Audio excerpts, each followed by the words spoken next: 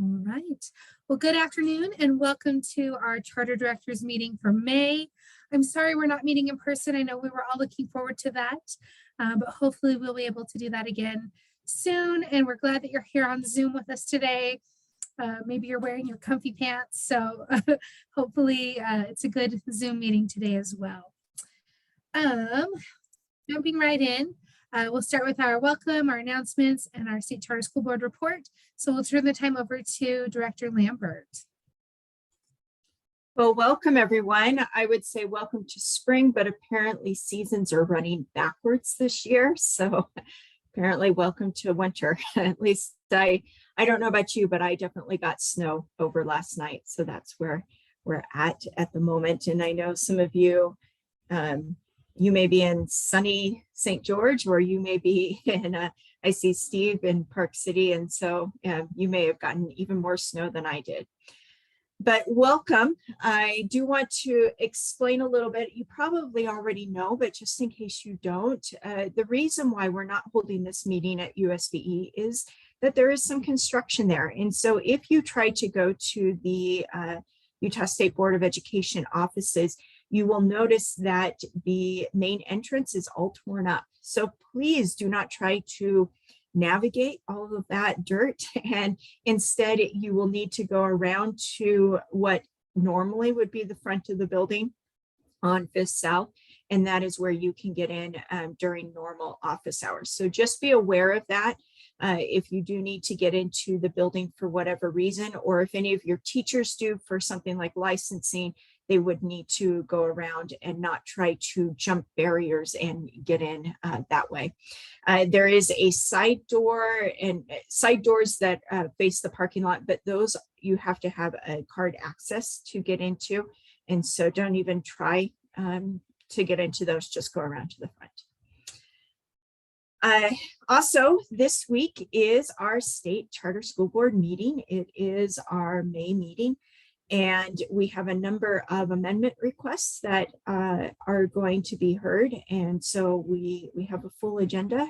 We always can be found on YouTube if you're so inclined to see how the wheels of your authorizer work. We are here. Speaking of which, we actually will not be having our normal meeting on June. In June, we're doing something that we hope will become an annual type of endeavor. And you should have already hopefully seen emails go out about this, but I want to turn a few moments over to Dr. Evans, William Evans, to share about the exciting meeting that is going to happen in June. Thanks, Jennifer. Marie, oh, I can share my screen. There we go. Screen 2, perfect. So coming up, one of the things that we've been able to arrange is a charter school day with the Salt Lake Bees. This just seemed like a really great opportunity to get us all together in a really informal way to bring us all together as a community. So we've arranged with the Salt Lake Bees to offer discounted tickets to anybody who works for or attends a charter school. So on this flyer, we've emailed this to you. It was included in the newsletter that went out on the 1st of November. We've also sent this to all the directors again as well. And we're also going to send it out to the board members as well this week. There is a link included in this flyer that you can give to all of your families.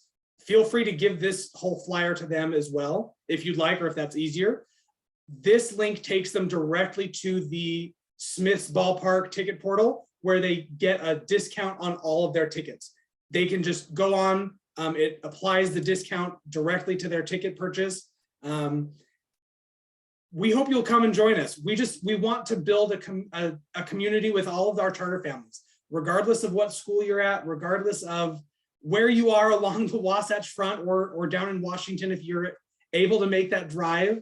June 9th, Salt Lake Bees versus Tacoma. It's a day game. One of the nice things about this, if you are, kind of making this drive, it's about the same time as the UAPCS conference. So you'll already kind of be up here in the neighborhood. And so all of this is all at the same time. And we just hope you'll be able to come up and come have fun with us. Let's all go be outside in the nice warm weather and before it gets too hot. I mean, unless winter's happening again already. And so before it gets too cold and we have to all go back inside again. Thank you, William. And please, if you have any questions, direct them, ask us, ask your portfolio manager. You can ask William, you can ask myself, any one of us. And we're just really excited to be able to offer this to you, your staff, and your families.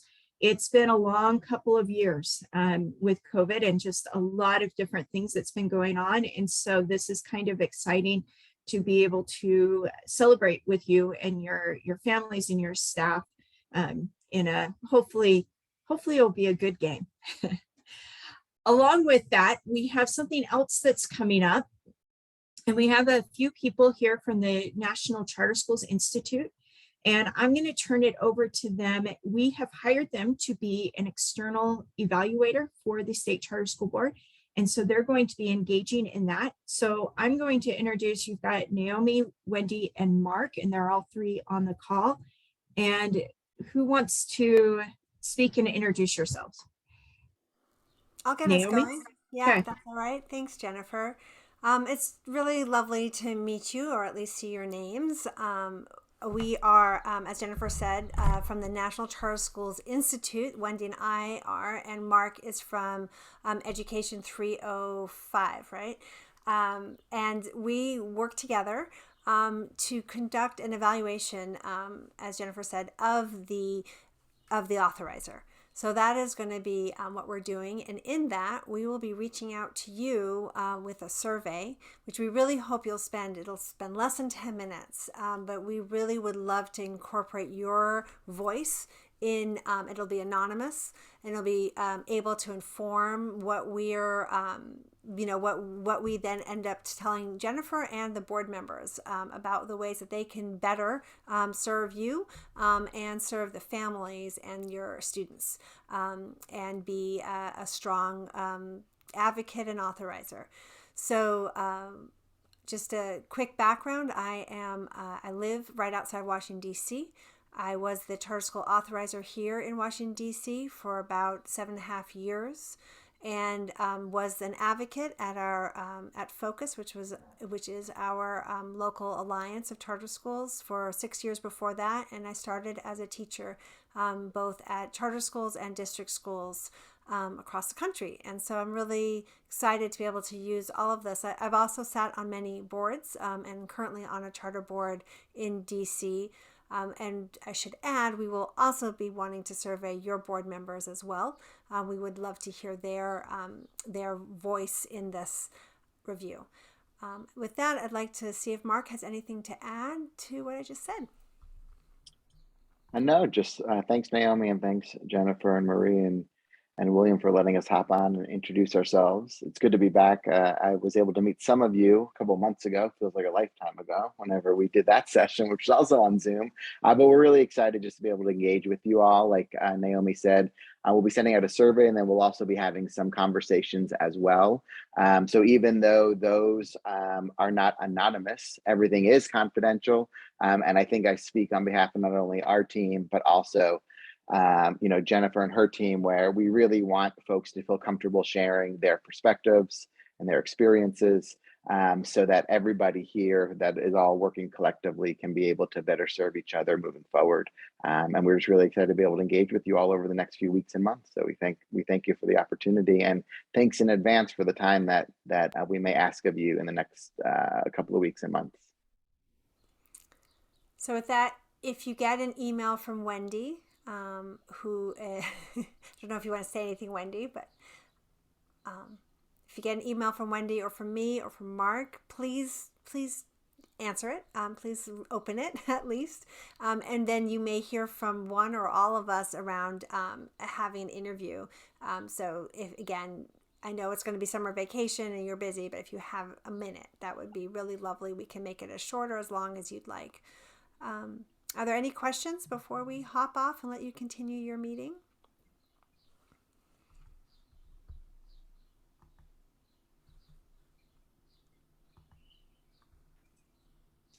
So thank you. And I'm also going to be sending out this introduction that Naomi has sent, and I'll copy their emails on there. So you will see that coming out later on today. So thank you. Moving on to other things. It's the end of the year, but I do want to turn some time over to Stuart Akobia, who we have produced on our website another resource for you that you may find valuable. Stuart, are you here? Yes, I am. Wonderful. Do you want to share about that? Yes. Thank you, Jennifer. So we have online what we call the charter school required policies list. Basically, what we've done is we've gone through R277 and pulled out all the board rules that state that a policy is required. So we're hoping this resource will help schools be able to see, what's required of them. And in addition to that, it's actually one of our board goals where, and you can find this online, where by June 2023, we want all our charter schools to have all of the required policies online. So we're starting out by gathering the resource so each LEA knows what policies are required. Going forward, we will be providing some trainings, probably a couple of workshops to help you with these policies. Right now, UAPCS has been doing some launch policy seminars. Eventually, we're going to gather some sample policies for each required policies, just to give each LEA a flavor of, just some ideas of writing up their policy. So more to come, but the resource right now is online, and we will be asking that you have all the required policies. There will be trainings and workshops and perhaps an assurance at the end, but right now this is what we have, and it's posted online. Thank you. And just to follow up with that, we have had in the past a document up. This is updated with the latest and greatest, and it has all of the policies. We've spent quite a bit of time so that you don't have to figure out and comb through all of the board rules and legislation to know what policies you have to, at a minimum, have. This is just at a minimum of what you're required to have, and it's maybe a longer list than what some of us may want it to be. But we will also, Lois, we will get you that link to do that. And we want to get this to you as soon as possible. But as Stuart said, we will be adding to it links to sample policies so that if you don't have the policy already, you can look at what maybe others have done, and you don't have to reinvent the wheel.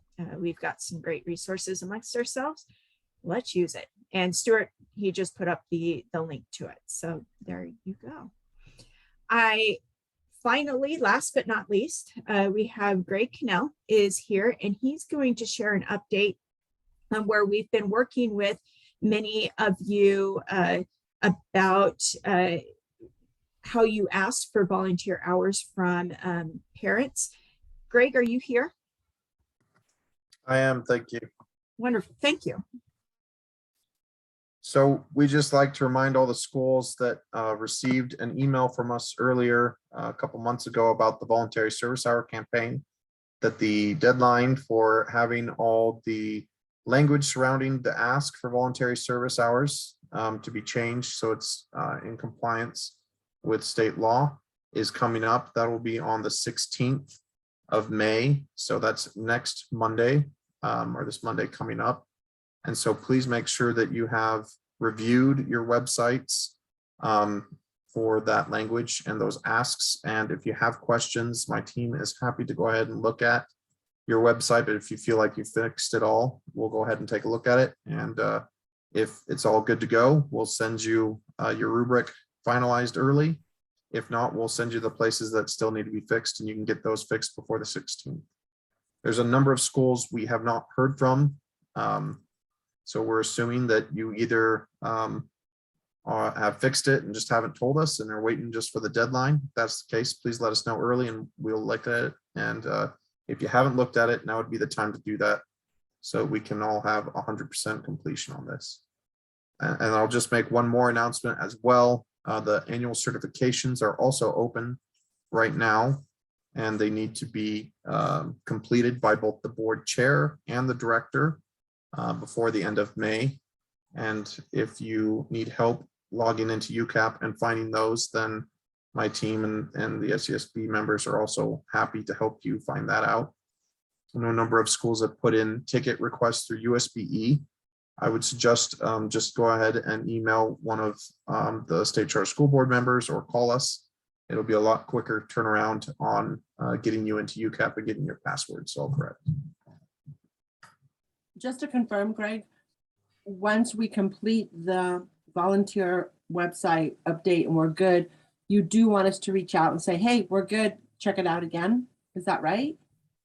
Yeah, that would help us. Come the 16th, we're going to have a number of schools that we have to look at real quick. So if you can get it into us beforehand and we can pass you off beforehand, then you'll be all done. You won't have to worry about that anymore. So that would be great for us, and we're happy to do it.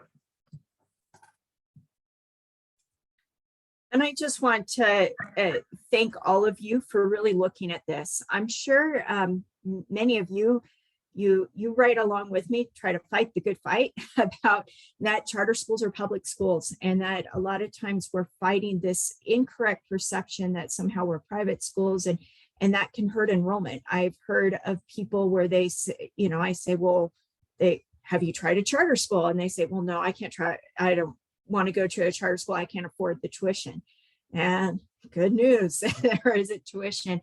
And just by cleaning up how you request volunteer hours will only help in getting across the message that we are public schools and that there isn't tuition to come to your school, which helps all of us in the charter movement and being able to, as we're supporting our families. So I just want to thank you in advance for really leaning into this and making sure that we are communicating the right message to our families and to the public. So, and I believe that's all I have, unless Marie has something to remind me with, but I know Marie has some additional announcements for you.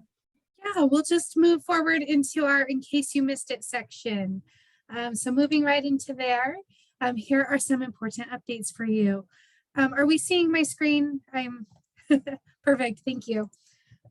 Oops, wrong direction. Okay, here we go.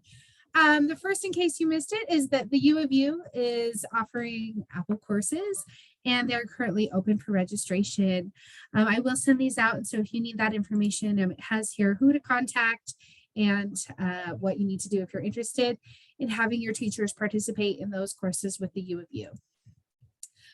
Next, make sure that you have completed your USBE survey to indicate if you will be accepting the allocation for teacher bonuses for extra assignments. That is due by May 13th. So wanted to make sure that's on your radar. That is due this week. This also has the contact information on this slide as well. Also, if you are needing to provide MAT system de-escalation training to any of your staff members, USBE has a number of trainings coming up. And so that can be a good resource if your school is looking for some help and support with the MAT system. Also, we've been invited to a Native Education lecture that is May 11th. If that's something that you or your staff are interested in, this is up at the University of Utah as well and promises to be a interesting and engaging night. Also, we wanted to make sure that you were aware that there are some training requirements coming up about epilepsy training. And so if you have individuals that will be working with students with epilepsy, there are some training requirements you'll need to have in place for this year. And then looking ahead, some for all school personnel in the following year. So just making sure that that's on your radar as you're putting together summer trainings and workshops for your teachers. Also, if you're wanting to participate in the Standards Implementation Institutes, there are a number of those coming up. Those are also being offered by the State Board of Education. Another offering, we've got a lot coming up. You can tell it's summer with our State Board of Education, is that they are doing some of the UPIPS teams support for your special education directors.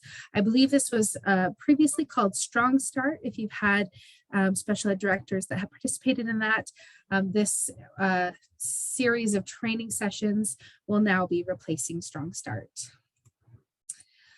This one, I especially want to draw your attention to, that we are currently looking for the Utah Teacher of the Year. This is separate from what the association does. This is through the State Board of Education, and I actually get to help sit on that committee and really enjoy doing that. If you are going to be nominating a teacher, which every LEA can do, they are due on Wednesday, June 1st by 5 p.m. We would love to have lots of great charter nominations that we can consider and that they can move forward, whether being, a state winner or even going on to the national competition. So please get your Teacher of the Year nominations in to the State Board of Education as well. Marie, before you Yes. move on, Okay. because I think this is a really great opportunity. We keep wanting to see better charter representation in here. Not that you guys aren't submitting great nominations, but we don't often get very far from the charter world. Are there any tips that you could maybe give to directors who have a really great teacher and they want to nominate them? What are some tips when they're doing that nomination? That is a great question, Jennifer. Thank you for asking. One of the things that I've seen, I've been on this committee for a few years, are that once you submit your teacher nomination, it's actually up to that teacher to apply into this. And so that I would say is probably the first thing to recognize as a director, is that you're just submitting the name and the information, but it's actually up to that individual to fill out the application. And the application has a number of questions that they need to fill out and be able to then speak about if they're chosen as a finalist in the interview. One of the reoccurring themes that I would say I've seen anecdotally would be applications that don't seem to be as well put together, well thought through, sometimes even as simple as grammatical and spelling errors. So really just helping, your teachers to recognize that this is a big deal. Read through it, spend more than 10 minutes, filling out their application. Some of the questions that it will ask them are about like what issues do they see currently in education, or what would be their message to teachers, if they were chosen as the Teacher of the Year. So really helping them to think through, what would be something that they would love to hear a Teacher of the Year share about, or what is an issue that it feels important to them. Also something we often ask about their background or how they came to be a teacher. And often our winners, they have a really great narrative there. And sometimes in our charter schools, we see like, oh, I didn't really want to be a teacher, but I found this job, or I just wanted to be a teacher since I was a little kid. They're very short, not really, these narrative pieces. And so again, I would just encourage you to help that individual recognize that, they're being nominated for this great honor, and that we really want to celebrate them. We really want to see great applications coming from our charter folks. Everyone who is nominated is invited to a special dinner, and they all receive a nice award, even if they aren't chosen as a finalist or moving on. So really it is a great event, a great honor. And so I think, with some extra support from our directors, we can help our teachers to put that best foot forward from our charter school arena of education. Thank you, Marie. And if I can just add my 2 cents, when I have also read these, Katina said that teachers really need to sell themselves. That's a good way to say that. Yeah, I think sometimes our teachers, they may be too humble. This is the time where they really need to speak, of the great things that they've done. And I agree with Marie. Sometimes they come off that that maybe the teacher isn't super interested, but they were told by you to maybe fill it out. Make sure that the teacher is interested in doing this and willing to spend time. And it would not hurt at all if you even help them in, reviewing the application to make sure that it reads well and it looks really well, so that they can be a strong contender. Because I know the kind of teachers that we have in our schools are really amazing. And I don't know if there's ever been a charter teacher that's gotten this award, at least not since I've been here in education. And so I think there's some great opportunity for us to be able to showcase some of the great education that's happening. Jennifer, I can speak to that real quick. We have never had a charter winner. We have had some individuals make it into the finalist. And then, it really then comes down to your messaging and your ability to engage a crowd, and, that you're going to put a good face forward for the state of Utah as you go into those national competitions as well. So we look forward to seeing who your great teachers are and really getting to celebrate them. The last few, just in case you missed it, announcements we want to make sure that you're aware of are that the USBE is offering those mental health qualifying grants again. So if you already have it, make sure that you're submitting your updates. If you don't have it yet, that is opening up. So mental health services can be so valuable for our students. Make sure that if that's something you want to participate in, that you are getting those forms completed. Oh, I'm so sorry. I keep clicking the wrong spot on my screen here. Okay, moving forward, we saw those. Why does it keep going backwards? I'm so sorry. Okay, in case you haven't seen it or heard about it in the news, our Assistant Attorney General did send out some legal guidance for you regarding your school library. So just make sure that you are aware of that. If there are any questions, it has the USBE contact information on that. And then the Utah Systems Conference is open. This is June 15th and 16th. So it's the week following the UAPCS conference. There's a lot of great strands that are going to be there, as well as a virtual option. So we would love to see you at the Systems Conference, formerly the MTSS Conference, if you've been around for a while. The UAPCS Conference is open. That is June 7th and 8th. And as William was saying, you can make a week of it and spend June 9th then at the baseball game with us as well. And then, as Greg said, certifications are due this month. So please make sure that you get those finished and turned in. If there are any questions, please pop them in chat. Otherwise, we'll move right ahead. And we have Michelle and Kelsey here from the National School Lunch Program, who are going to be sharing some information with us. So Michelle and Kelsey, we will turn the time over to you. Hi, Marie. Thanks so much. My name is Michelle Martin. I am a coordinator for our program development team with school nutrition programs at USBE. And I've got Kelsey Eller with me. She's the senior specialist on our team as well. We have a couple of updates for you and a couple of resources we wanted to share as well.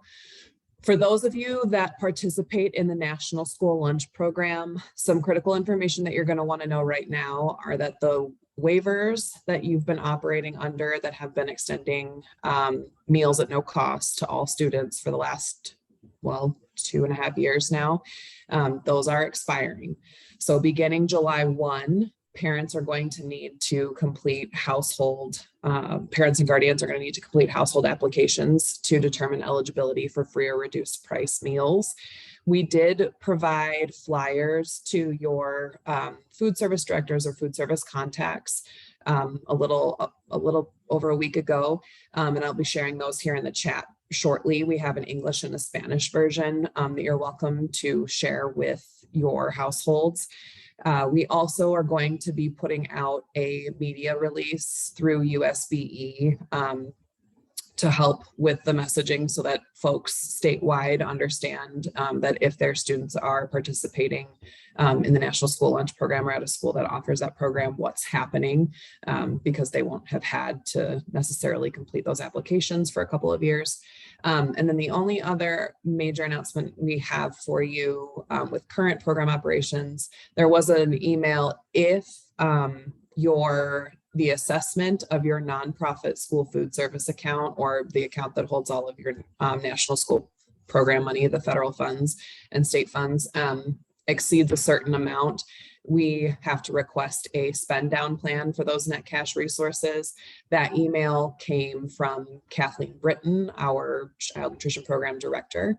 And the best point of contact in that email was Chris Brune, if you have any questions about what to submit for that. But there was a form there, a letter explaining what the balance was for your school or for your program, and next steps. But if you have any questions, you're more than welcome to let us know while we're here with you. Michelle, there's one question in chat. It says, is there any expectation that household income levels to qualify will be adjusting due to the cost of living increase?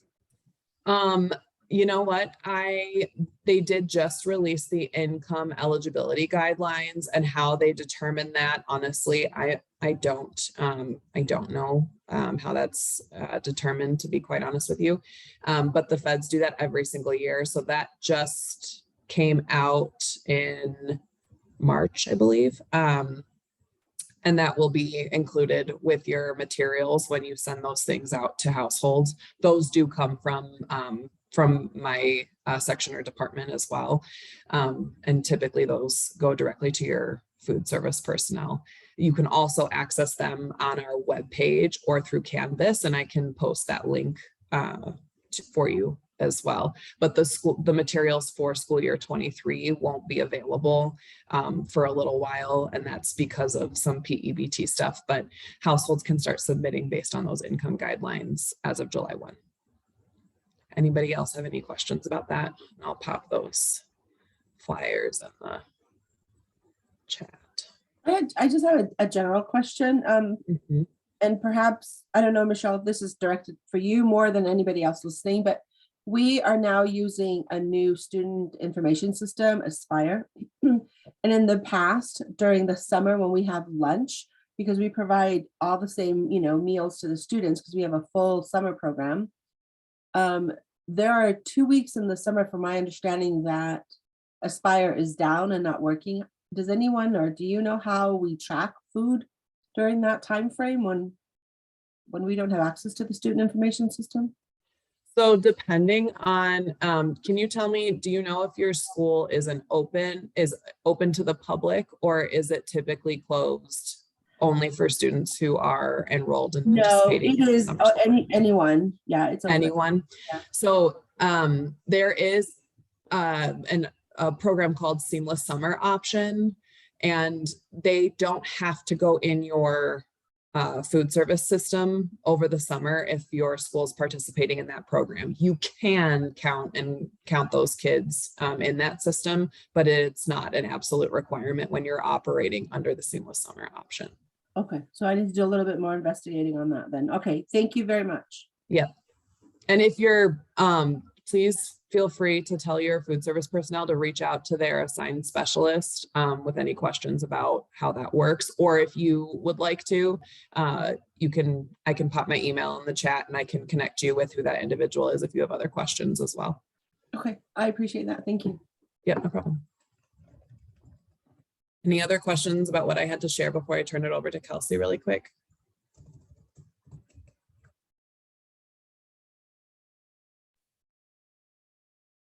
Okay, Kelsey. Okay. Thank you.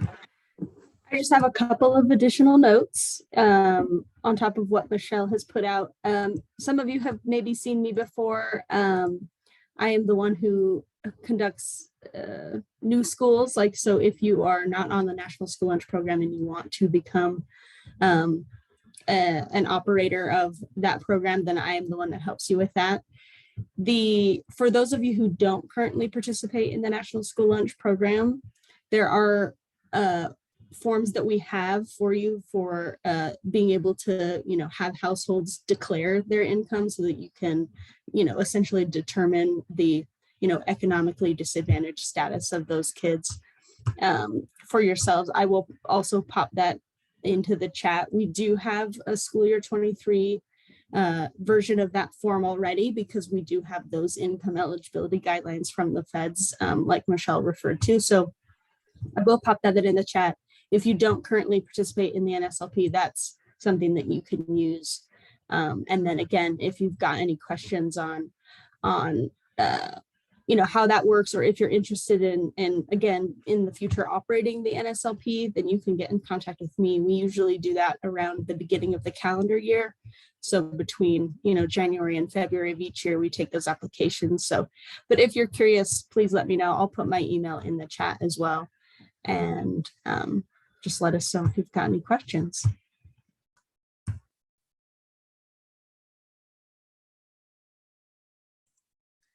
All right. I don't see any other questions popping up. Michelle and Kelsey, thank you so much for being here and for presenting about the National School Lunch Program. All right. Well, next we have the USBE Early Learning Team, and they're going to be talking about early learning plans. So I don't know, Julie, are you leading out on that, or who can I turn the time over to? Yep, I'll go ahead and lead out. And could I share my screen, please, Marie? Yes, you should have that capability right now.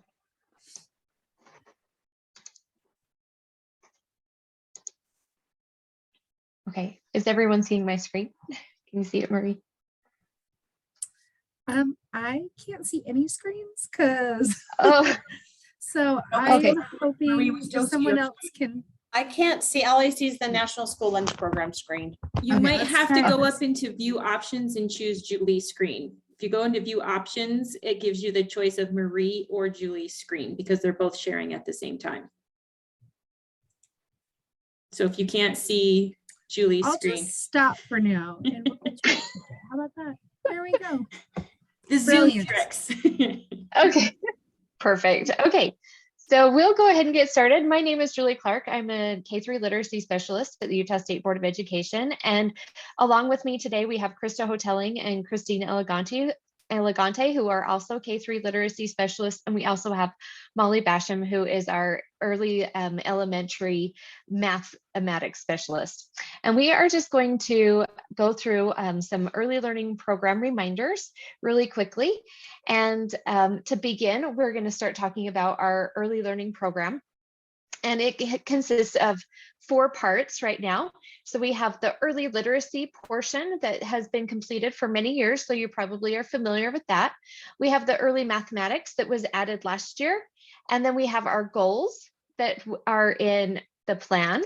And this year we have a little bit of a change because we have the state growth goal for literacy, we have the state growth goal for math, and then we will also be having one local goal for literacy, one local goal for math, and then a third goal that is your option to choose either literacy or math. And we're going to go into a little bit more detail about each of these parts. And so this is just a little brief overview.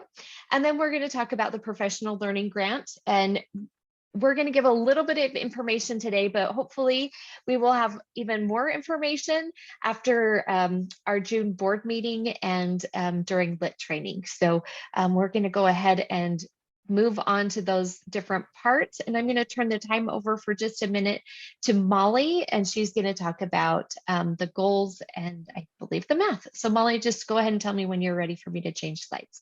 All right, thank you, Julie. Like Julie said, I'm Molly Basham. I'm the early learning math specialist here at USBE.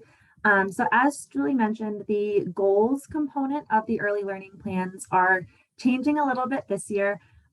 Much like in the past, you will be setting a state growth. There is a state growth goal for literacy, and there is now a state growth goal for math as well. For both of those, the goal is based on Acadience math or reading respectively, and it is that 60% of students at your school are making typical or better progress. So they really are focused on student growth. You're also going to be setting a growth goal for, or I'm sorry, not a growth goal, a local goal for literacy, a local goal for math, and a local goal of your choice, which can be for either literacy or math. And those local goals also will be based on outcomes from Acadience math and Acadience reading. We're going to go really in depth during our LIT training, and we'll be sharing some more information about the dates and the times and what that entails later on in our presentation.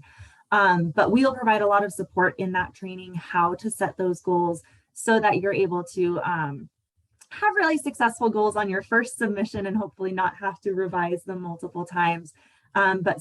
When we share those dates, please make sure that you get them on your calendar so that the relevant team members are able to attend. Can you go ahead and change the slide, Julie?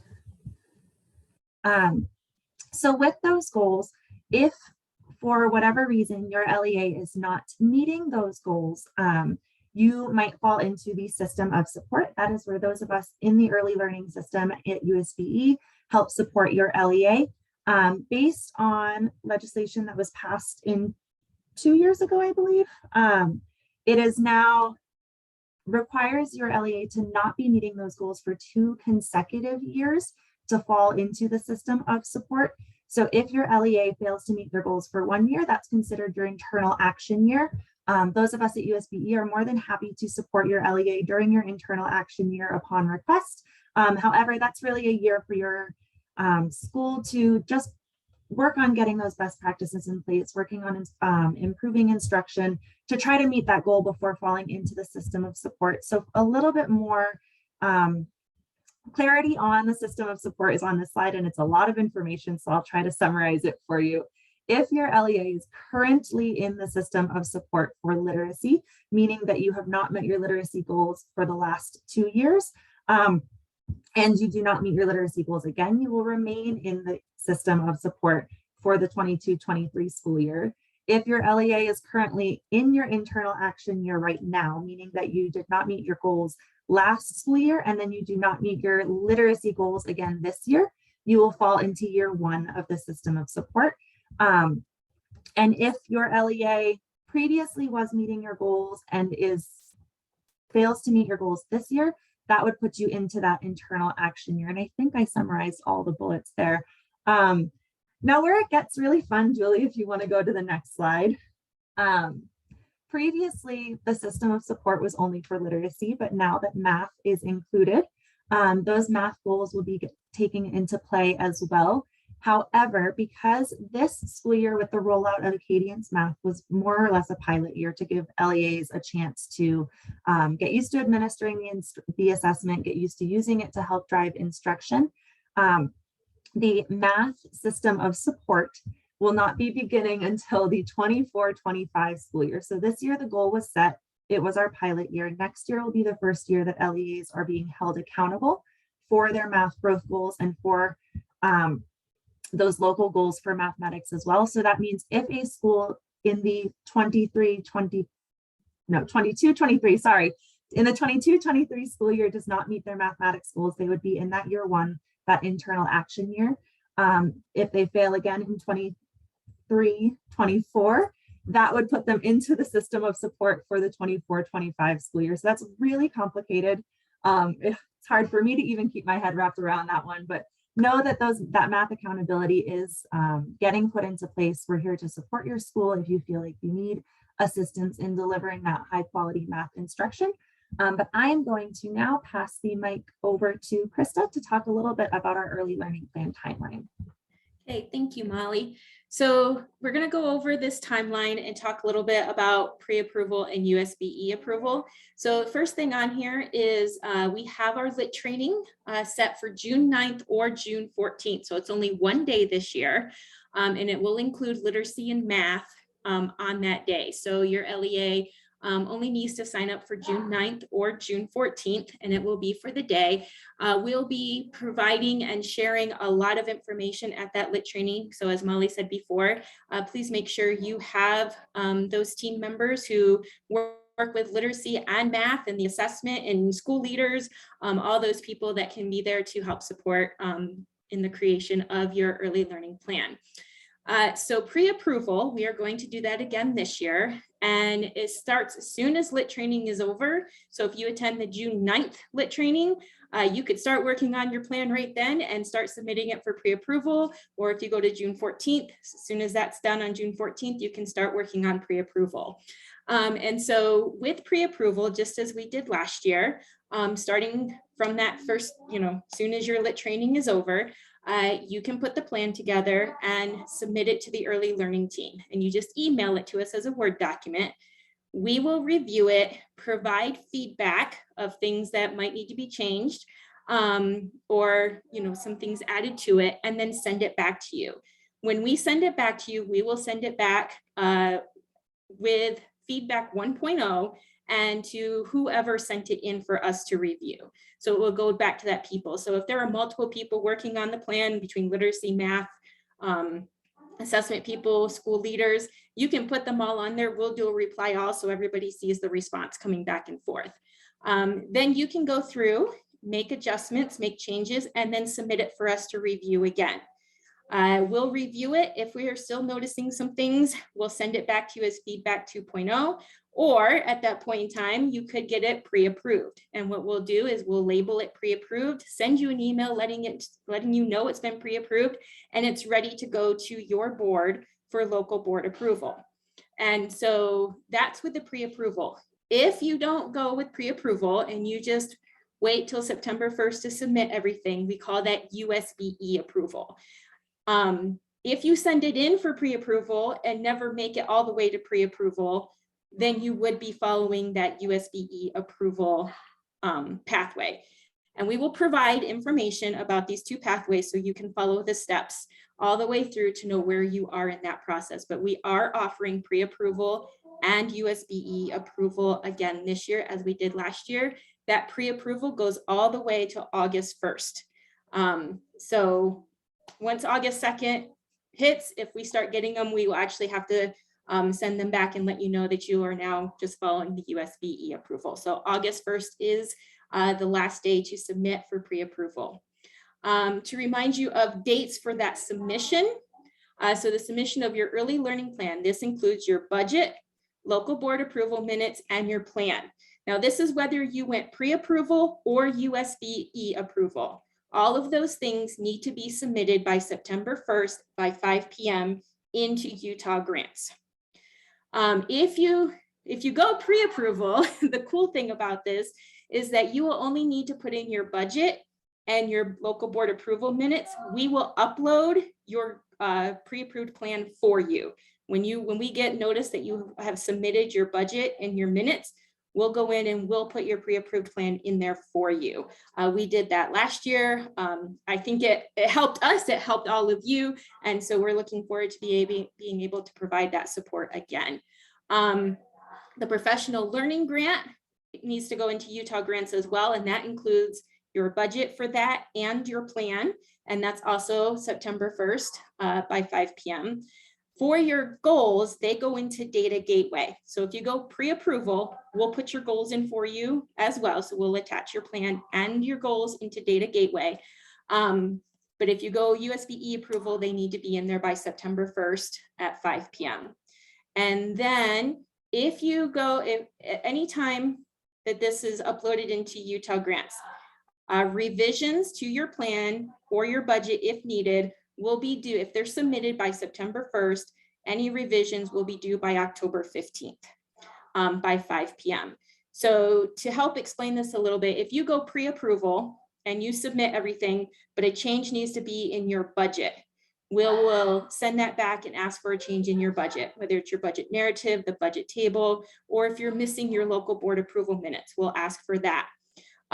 If you go with USBE approval and you're submitting everything, when that's the first time that we've really seen your plan, we will provide feedback and you will need to make revisions to that plan. And once we approve those revisions, and it can go back a few times back and forth, that plan will have to go back to your local board for approval again, because you're making changes to the plan, and then it will have to be resubmitted by October 15th by 5 p.m. So the pre-approval really gives you the option to have that done. Take your board with a plan that you know is not going to have to go through another revision because we've seen it and we've pre-approved it. And once you have that board approval, really the only thing that might need a revision in Utah Grants would be your budget, because your board approval minutes are going to say that they approved that pre-approved plan. It's when we go USBE approval that it tends to be a lot more back and forth from September 1st to October 15th. So we like pre-approval because we like to be able to support you, but it also gives you that opportunity to know that pretty much everything is ready when you submit by September 1st. So like I said, we have lots of information about these two pathways for you to follow and to make a decision of which works best for your LEA. and we'll work with LEAs throughout this whole process as well. So know that if at any time you have questions, reach out to us about this process, but we've tried to put together some information to help with that. Julie, if you'll click to the next slide. So part of what's helped to help you with this is that early learning program plan timeline. And so this will be provided at Lit Training, and it just goes through each step, starting with collecting that data, going through and figuring out the longitudinal data for your LEA, and then choosing a pathway, where to submit things to, all the due dates. So that will be provided at Lit Training. And then Julie, if we can go to the next slide. This is the potential pathways for completing your early learning plan. So this will be provided to everyone at Lit Training. We have updated it a little bit from last year, updated dates, links, and everything. So if you still have last year's, it will look very similar, but we have the newest information in there. And on the left side, it will show you all your steps through pre-approval. On the right side, it shows the USBE approval. And it will let you know where your steps are. If all of a sudden it turns into USBE approval, it tells you you're moving to this step on the other side. So we try to help out as much as possible. And there's links for the template for the plan itself, look for us document, all the timeline stuff, access to know who has data gateway rights, all of that. So we've tried to include that all into this document. So that will be provided at Lit Training. And then one more document, Julie, if you want to go to the next one that we like to share, is the template for the early learning plan. So this will be provided at Lit Training as well. A few weeks before Lit Training, we will send out the longitudinal data forms that you can start looking at your Acadience reading data with. With Acadience Math only being data for 1 year, Molly will talk about that at Lit Training of how they're going to use that 1 year of data. So Math will not need those longitudinal forms just yet, but your LEA will want them for literacy. And then completing the plan. We are making some updates to the questions. For literacy, the professional learning question 4 is no longer on there because we have the professional learning grant. And we have adjusted some of the questions for literacy to especially help support with Senate Bill 127 when it comes to looking at assessments, progress monitoring, and intervention. So when you see that, it will look a little bit different. The questions that we've changed them. So a lot of it is just letting us know what curriculums you're using, what things might look like for assessment. So you'll notice that and with those questions.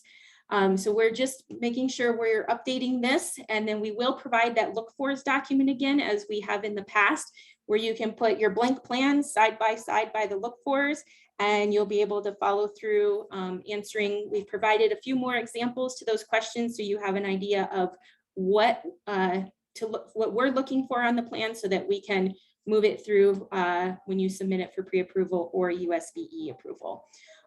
So that look fors, we recommend that as you are completing the plan that you have that look fors side by side. So all 3 of those documents will be provided at Lit Training, and at Lit Training we'll be going through with your team a few more details about getting the data, all of that, but we wanted to make sure that we shared with you today what to look forward to for Lit Training when it comes to the plan itself. And now I am going to pass it on to Julie, and she's going to talk about the professional learning grant. Yes, so the professional learning grant had some updates done to it during the legislative session with the addition of Senate Bill 127. It kind of made some changes to our professional learning grant by adding another grant into that same code. And I will talk a little bit more about that after our team is done going over this early learning program. So just to reiterate, the professional learning grant is a separate pot of money and a separate fund from the early literacy grant. So this does require, or it doesn't require you, it's optional. It's optional. Sorry, my dogs are going to bark here for a second.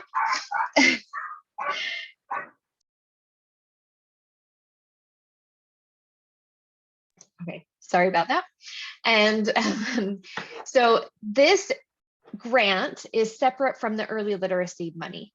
So we had some confusion last year with the submission of the grants, where some were applying for the professional learning money, but didn't realize that there was a separate grant fund available that was completely separate for it. So you had to go into Utah Grants for the two different pots of money. So we are hopeful to be able to separate the professional learning grant application from the early learning plan application. So it would be separate so that you could understand that they are separate pots of money. We are in the works of changing that board role. It has not been solidified yet, but we're looking forward to that. And hopefully that's a change that we can get made to, we will have information for that at Lit Training. But just a reminder that this pot of money is to provide professional learning that is evidence-based, ongoing, and job embedded for early literacy or early math. These funds can be used for stipends for teachers to attend the training. They can be used to cover presenter fees, to provide job embedded coaching supports, to cover the cost of substitutes, or to hire a coach or a specialist who serves in the preschool through third grade space. This can also be used to provide supplies and materials for the teachers for the professional learning. You cannot use the funds to purchase property, equipment, or other services, and you cannot use it to provide purchase student materials and supplies. It also cannot be used for travel related expenses. So that's just kind of a quick overview, but that this money is to provide professional learning for in the preschool through third grade space for early literacy and early mathematics. And I think I'm going to hand it over to Christine to wrap up real quick. Yep, just real quick, just as a reminder, here are our dates for Lit Training. These are both virtual, 9 to 3 o'clock. You can register through Midas.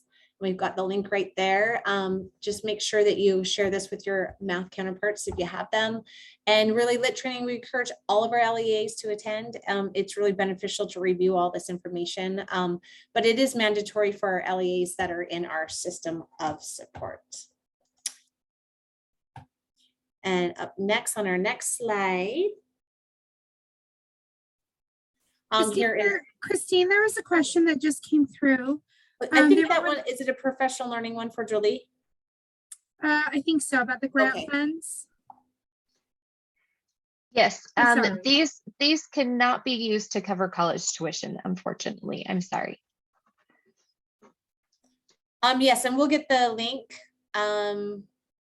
Chris is shaking her head. She's like on it. She'll put the link for that Midas, of course, and we will also be recording Lit Training. So here is our flyer for Lit Training. We'll be going over the early learning plan, the literacy and mathematics. We'll talk about goals, the data review, and system of support updates. So we have over on the other side required Lit team members, you know, who we would really like to see. We know that we have a diverse needs in our, as far as LEAs go. So we have some optional members. You just, whatever you feel is great, who can attend. If you can have your team attend, that way you can actually start working on your plan and writing your goals right there. It's super beneficial. All right, I know that was a really quick overview, but if you have any questions, feel free to put them in the chat. We have a lot of contacts here, and we will actually put those in the chat box. So you have our email addresses. Chris is shaking her head like she's doing it right now. She's got that. I knew she would. She's so good like that. But we have all the contacts for each of the different types of programs that are part of the early learning program. So reach out to any of us and we're really always happy to help. Thank you so much, early learning team. Great information and a great team to work with. So thank you. I don't see any other questions right now, so we'll keep moving along. But we do appreciate that you will be sharing your information in there. Next, we will be talking about letters funding, and Julie will be leading that for us as well. So back to you, Julie Clark.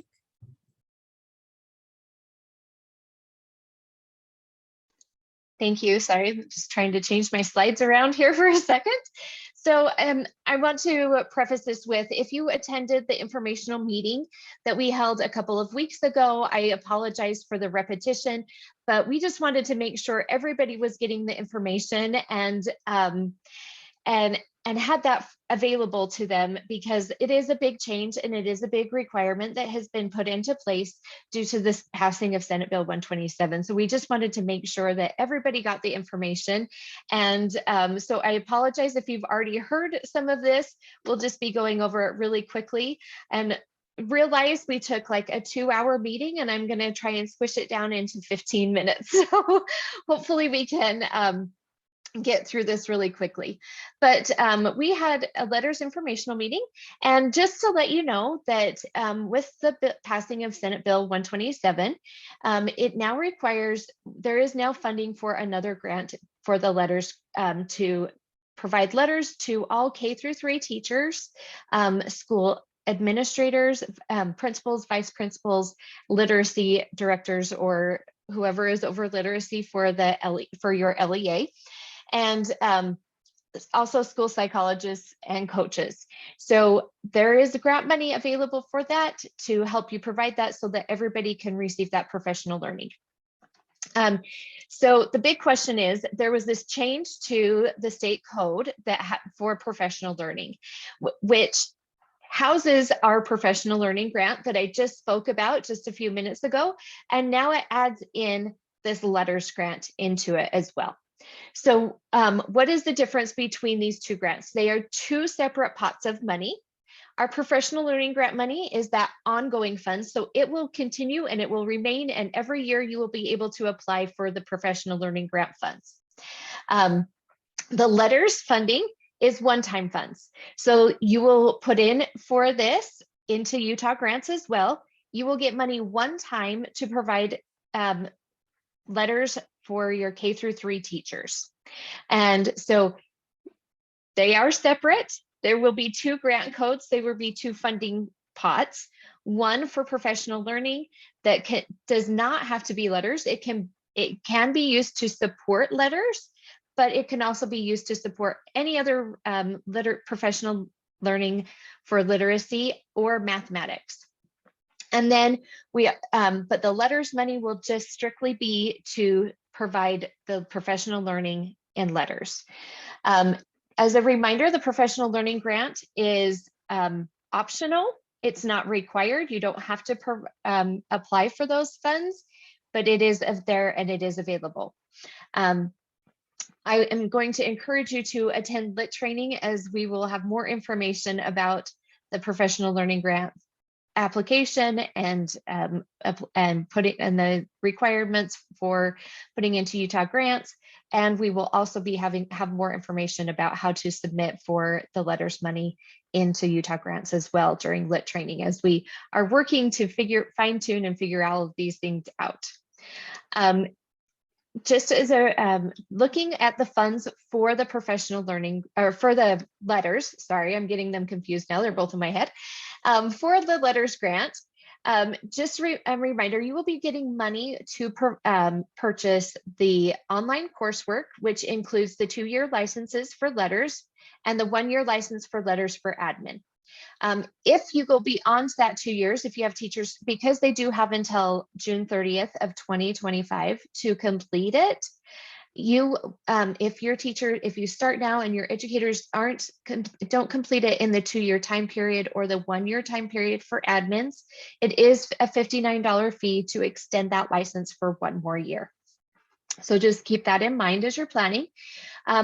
It also includes the funding for the live professional learning days. If you do, the cost is higher for, well, let me back up. Lexia right now is only offering virtual live sessions at the end of each unit, but they may be updating this depending on the pandemic, the current pandemic situations. So they may go back to having actual in-person sessions. We just aren't sure about their decision as of yet. Virtual will always be an option, even if they start doing live in-person sessions. virtual will always be an option. And the cost is higher if they do start doing those in person where where a national facilitator comes to you. Those are always a little more expensive than if you choose the virtual option. There could be some funds. We are looking for, also materials like books are also covered in that. We are very hopeful as we are starting to get numbers in. We are very hopeful that we will be able to provide some sort of a stipend for your teachers included in that money. We haven't determined that yet, but we are very hopeful that we will be able to provide some money for your teachers to be able to complete this on top of it. Just as a reminder, LEAs will need to be able to cover the substitute costs, but this is where that professional learning grant funds could be a support to that. You could apply for those professional learning grant funds to help cover the cost of substitutes. Also, if somebody needs to travel somewhere to attend a session, you would have to cover that with your own funds. However, if you choose the virtual option, obviously they can do that and travel would not be necessary. LEAs can also use ESSER funds and professional learning grant funds and TSSA funds to help support this letter's requirement. A couple of things that Lexia wanted us to share about funding and information. The live sessions that are at the end of each unit are packaged in like an all 8-day package together. They cannot be individually separated and charged separately for live sessions. They're all one package. We realize that, and they need to be in cohorts of 30 to 40 participants. We realize with some charters that this is going to be difficult because you may have less than 30 or 40 people to fill an entire cohort. So what we're doing now is we sent out a survey already to kind of gather everybody's needs. How many educators are you looking at putting through this? And we're gathering this information as like an initial thing so that we can base how much we can give you per teacher for this funding. Once we get the funding situated, and funding will become available to you as an LEA after that July 1st date in Utah grants, because this funding is with this new fiscal year, so it will begin July 1st. After that funding is available, we will send out another survey where Lexia is going to want to gather information on how many people and what days, and if you have already maybe reached out to some charters or some LEAs that may have some space where you could team up and join those cohorts of 40. If you don't, Lexia is going to help you find people to build a cohort of 30 to 40 so that we can fill these cohorts and so that you're not charged an additional amount by having to do a per person charge versus a cohort charge. So just know that they are willing to help in building these cohorts. Also a reminder that you will be getting the funding and you will be contracting with Lexia on your own and purchasing your materials through Lexia with the money that you have been given. So the state will not be the middleman between the LEAs and Lexia. You will be purchasing it directly from them and arranging your professional, your in-person days or your live sessions with Lexia on your own. On our next slide here, we have provided an implementation guide, and I'm just going to pull this up, and it's quite a lengthy little document here. But we have this document, and I will go ahead and copy this and drop it in the chat box for you to follow along. And hopefully that might not be the right link. I just thought about that. I might need to grab this other link real quick. Sorry about that. You might get an error that says that that's not available for you, but try that one. Okay, with our implementation document here, let me go up to the beginning. We have kind of just tried to really go a step-by-step process of what you would need to do to implement this and meet the requirements for SB 127. Beginning with, if you haven't had a chance to watch our informational recording, we would like you to watch that. We did email that out to all literacy directors. So if you haven't received that, shoot me an email. I'll get you the recording for you to be able to watch, because it does do a little bit of a more in-depth on this. Step 2, designate one specific contact to be your letters contact for your LEA. Step 3, complete the funding survey that we talked about, and the link is right there for you to go ahead and click on. It is due this Friday, May 13th. Oh, it's Friday the 13th, but you know what? Let's get those in. And then start planning your planning preparation. So what type of messaging are you going to have with your teachers? Think about ordering of materials, when you want those, just as a note, the second that you place the order with Lexia, that is when your licenses begin. So, and keep in mind that you have 3 years to complete this. So if right now isn't the time for you, you can start in January, you could start in March, you could start next fall, but your teachers would need to be completed by that June 30th date. So keep in mind, you have some time to think through this and to plan, and know that those contracts will start the day that you place the order with Lexia. So if you want to wait a minute before you begin your implementation, don't place the order until you're ready. And then again, the letters for admin is 1 year. And we have that additional note that of the $59 charge. And then start thinking about your timeline of when you want to have your teachers complete each unit and then have the in-person or the live session following. As a note, all of your educators that are involved in this SB 127 funding, the live sessions need to be completed during either contract hours, or your teachers need to be paid at their daily rate. So again, we're trying to include that extra funding to cover that cost of that daily rate, but also the professional learning grant funds are there that they could provide that funding for that daily rate if you had it off contract hours. So keep that in mind when you're planning those days. And then we have where you can plan those days and kind of jot down your times. If you want to go ahead and make a copy of this, we also do the same thing for the letters for admin. And then as you're considering this, again, the cohorts of 30 to 40 have multiple date options available for those in-person days. If you need to approve your professional learning dates with your board, don't do it until you've talked to Lexia, because you want to make sure that they have a facilitator available for those days before you make them with your board. Think about what you will do if you have new hires or educators transfer or leave. Think about how many subs you might need, how many people you can have out of your building at one time. How are you going to follow up with ensuring that the bridge to practice is complete, because that's another piece of it. And what is your expectation going to be for completing online coursework, for the quizzes and the end of unit assessments?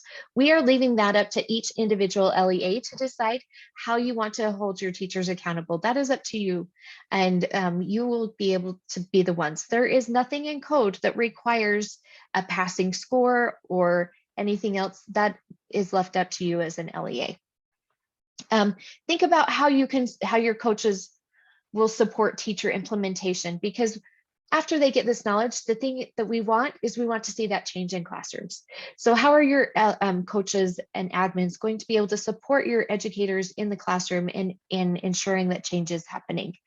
A quick reminder that funding flows July 1st, and then we will also send out that Lexia survey after that July 1st date. Then you'll order your materials. Think about how you're going to distribute your materials and your licenses to your teachers. Have a kickoff meeting with your educators, and then begin implementation. We will be gathering toward the end of that June 30th, 2025 date. We will begin gathering completion data from you as an LEA. So start to think about how you're going to track educators in completing it. And then back to our other meeting. So that's kind of our implementation guide. It's a little bit lengthy, but we really tried to think through everything step by step to try and assist you. Just as a why are we doing this? We're doing this because these are our reading scores that we have. You know, we have 44% of our students reading on grade level at the end of 3rd grade. It just breaks my heart to say that number. We want to see that better. We know we have amazing educators out there, and we want them to have the knowledge to be able to help their kids learn and grow. So that's the why behind this. Also, there was a survey sent out a while back and about what was needed to help improve reading scores. And teachers responded with professional learning and evidence-based curriculum. Coaches responded with professional learning and opportunities and time in the classroom to observe and help the implementation, and then evidence-based materials. So that's the why. Teachers and coaches asked for it, and we're trying to give it to them. So on to who is required to take this. General education and special education teachers in the K-3 space, any dual language immersion teachers that are on the English side, and the multilingual learner teachers. Literacy coaches will also be the ones taking letters. Letters for admin is for principals, vice principals, and school psychologists. And then the literacy director or charter administrator over literacy is also required, but they get to choose whether they would like to take letters or letters for admin. And a question that I have had many times is, if the literacy director has already taken letters, can I take letters for admin too? Absolutely, you can. Yes, there is money in there for you to do letters for admin if you've already taken letters, or vice versa. If your literacy director has already taken letters for admin and would like to take the letters courses, there's money in there for them too. Okay. And then the last day to have new staff enrolled, this may be changing. So maybe just start to think about your teachers that you have that are in this space that are going to be there the beginning of this school year. We want to put those in the survey. If you have somebody who's transferring from an upper grade down to a lower grade, include those people, those educators in the survey that went out. I will be sending out an update, hopefully after we get the funding or the needs back. We will look at how long can we continue to add people to this pot of money to be able to receive this. But right now we are just looking at those educators that will be there in the beginning of this school year. We realize this is going to create a gap because there are going to be new educators that come in next year, and we may not have the funding available to cover them receiving letters. But what the hope is, because there is a piece in the SB 127 that is requiring higher education to provide the science of reading instruction to teachers before they come out of their undergraduate, and they will be required to pass the science of reading exam. Hopefully that will start to take care of, but we know new teachers coming into the field having that knowledge, but we know that there's going to be a gap created. So we're looking at different ways that we can support those teachers that may be in that gap. And then on to our next, who is exempt from taking letters? Somebody who's already completed all of the components for Letters 3rd edition. The dual language immersion teachers that only teach the target language. Special education teachers who serve students with significant cognitive disabilities, educators within 1 year of retirement, and then educators that only teach like PE, music, art. You know, if that is the only subject that they teach, they're not required to take letters. Librarians, paras, paraprofessionals, interns, tutors, and teachers in the 4th through 6th space are also not required. And I know I'm going over time. Sorry, Marie, I will hurry and try and wrap it up. But what is LETRS? So LETRS is the language essentials for teachers of reading and spelling. It is not a program or a curriculum. It is ongoing professional learning to support this deep knowledge in the science of reading so that teachers can have the knowledge to be able to be able to help their students in their classroom. And then a summary of LETRS third edition is it has online coursework, which includes reading, some online components, and then it has the bridge, and you have the good time frame is about 6 to 9 weeks to complete that, which also includes doing the bridge to practice. The bridge to practice helps with implementation into the classroom. And then there are 8 full days of the professional learning. And then as we look through, this is kind of an estimated time amount for each unit to complete the online coursework and then the face-to-face instruction. And then we have our LETRS for admin is a course of study that combines the principles primer for raising reading achievement, and it has an online component along with it and 2 face-to-face professional learning sessions. And it's to help to help support your teachers. It's for admin in learning how to support the teachers implementing LETRS.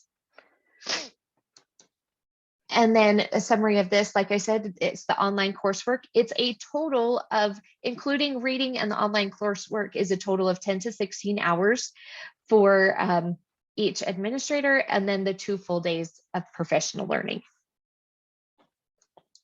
And then our last document that I want to share with you is our frequently asked questions document. And I will put this one in the chat as well. And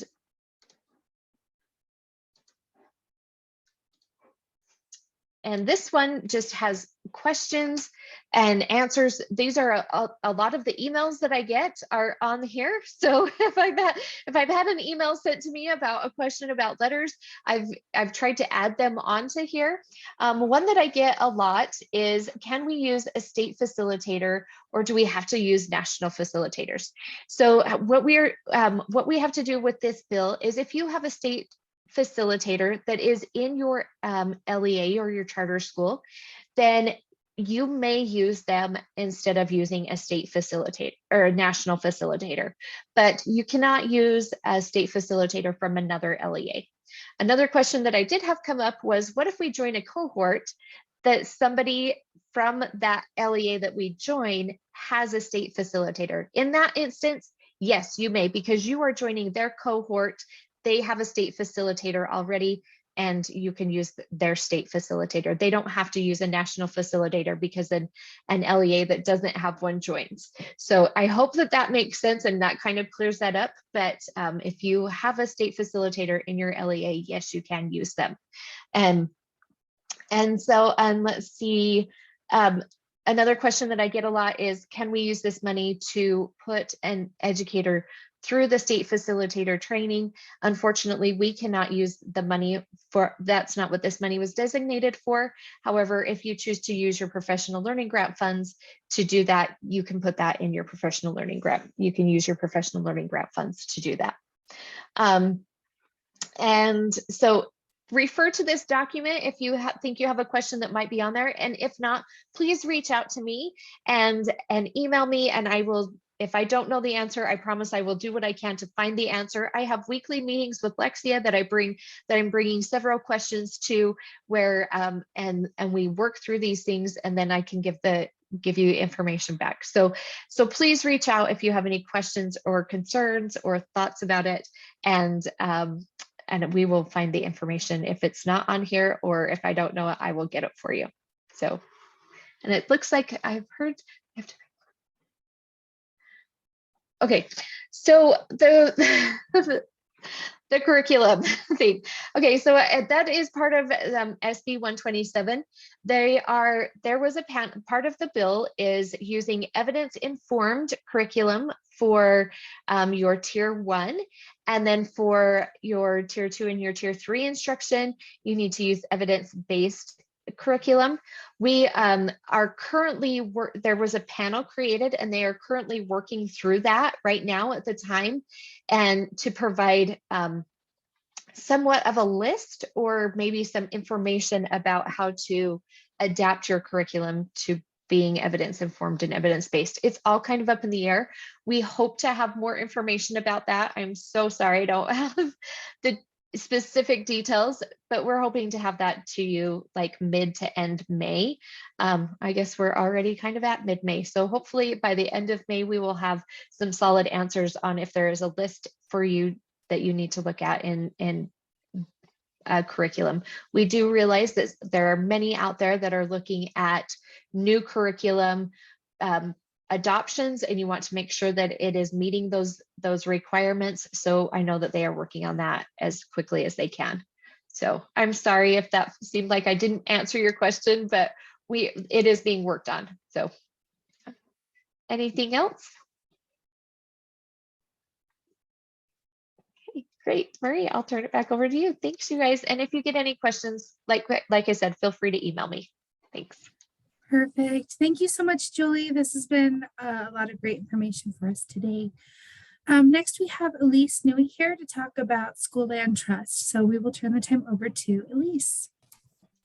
Hi, thank you guys so much. And thank you for sharing your time with me. I know you all have so much to do.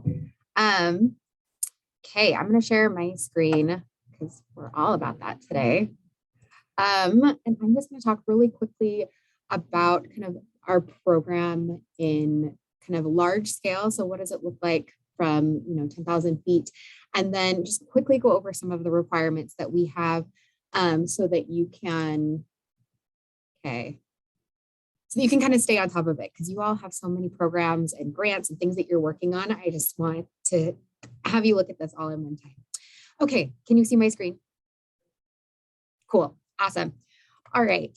So just really quickly, so actually all states in the United States have a school land trust type of program. So back in the beginning of our country, the founding fathers wanted public education to be an institution in our land. And so as part of that effort, they set aside a certain percentage of statehood land to benefit public schools.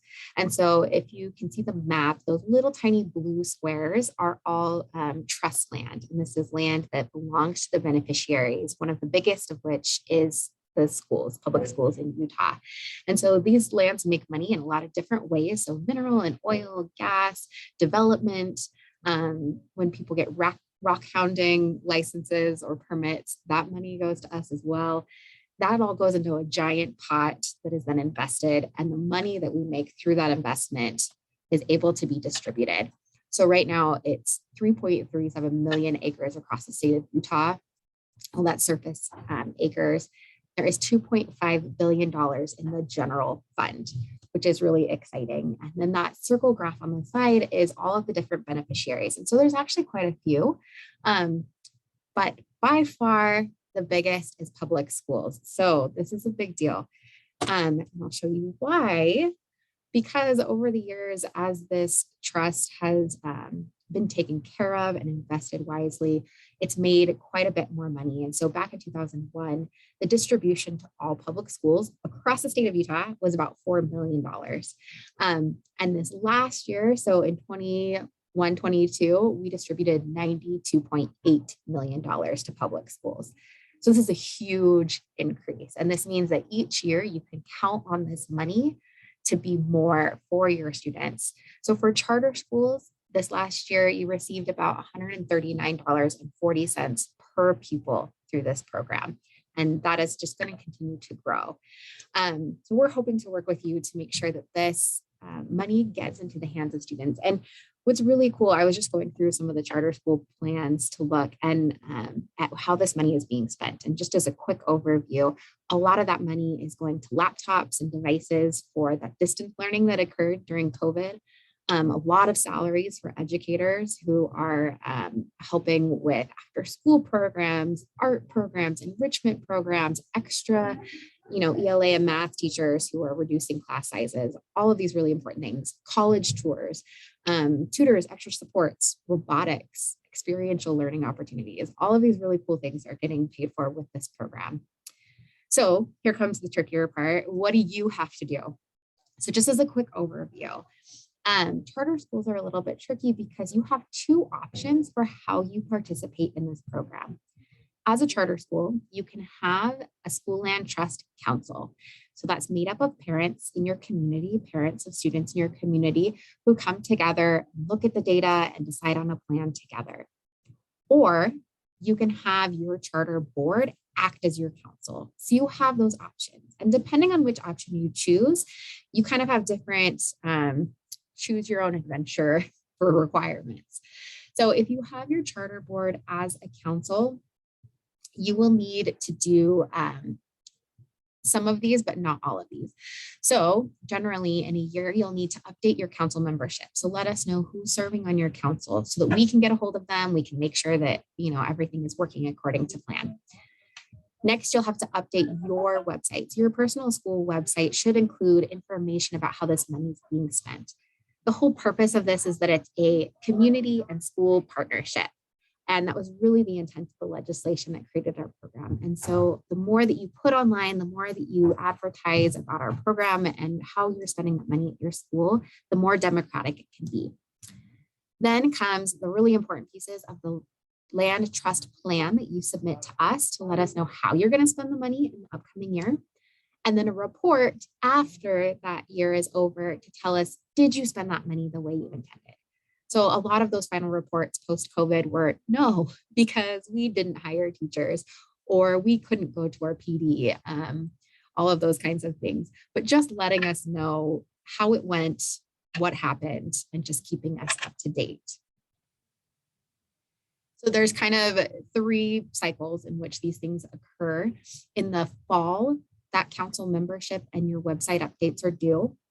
This year that was due October 1st. We moved it back to October 20th to give you some more time because we realized that was just too close to the beginning of the school year. And then your plan is typically due in the spring. So that is due like right now. Some of you are still working on that, so get those in. And then your final report is usually due in the winter. So we have that due right after the UPEF's data comes out in January. So that allows us to kind of line those 2 things up. Now, your plan process. So when you have your plan and you're submitting it, there's kind of those 2 different options. If you have a council, you're going to review that as a council and create that plan as a council. Then you take it to your board and have the board review it because you just want to make sure that they are involved and that they kind of have that say. And if there is anything that they catch and say, actually, you know what, we don't have the money for that, or that isn't one of our priorities this year, just let them know what that plan is. After it goes to the board, then it comes to your authorizer. So for most of you, your authorizer is the State Board of Education, or is the charter board. And so then that actually comes to me and I look at it and I make sure that it just complies with rule and law. I don't really care what your priorities are because that's not up to me. You're the expert. You guys are on the ground. But I just make sure that all of the laws and the rules are being complied with. And then if it passes all 3 of those steps, then you get your funds. July is our first distribution. So if everything is turned in on time and it gets reviewed, then you get your money in July, August.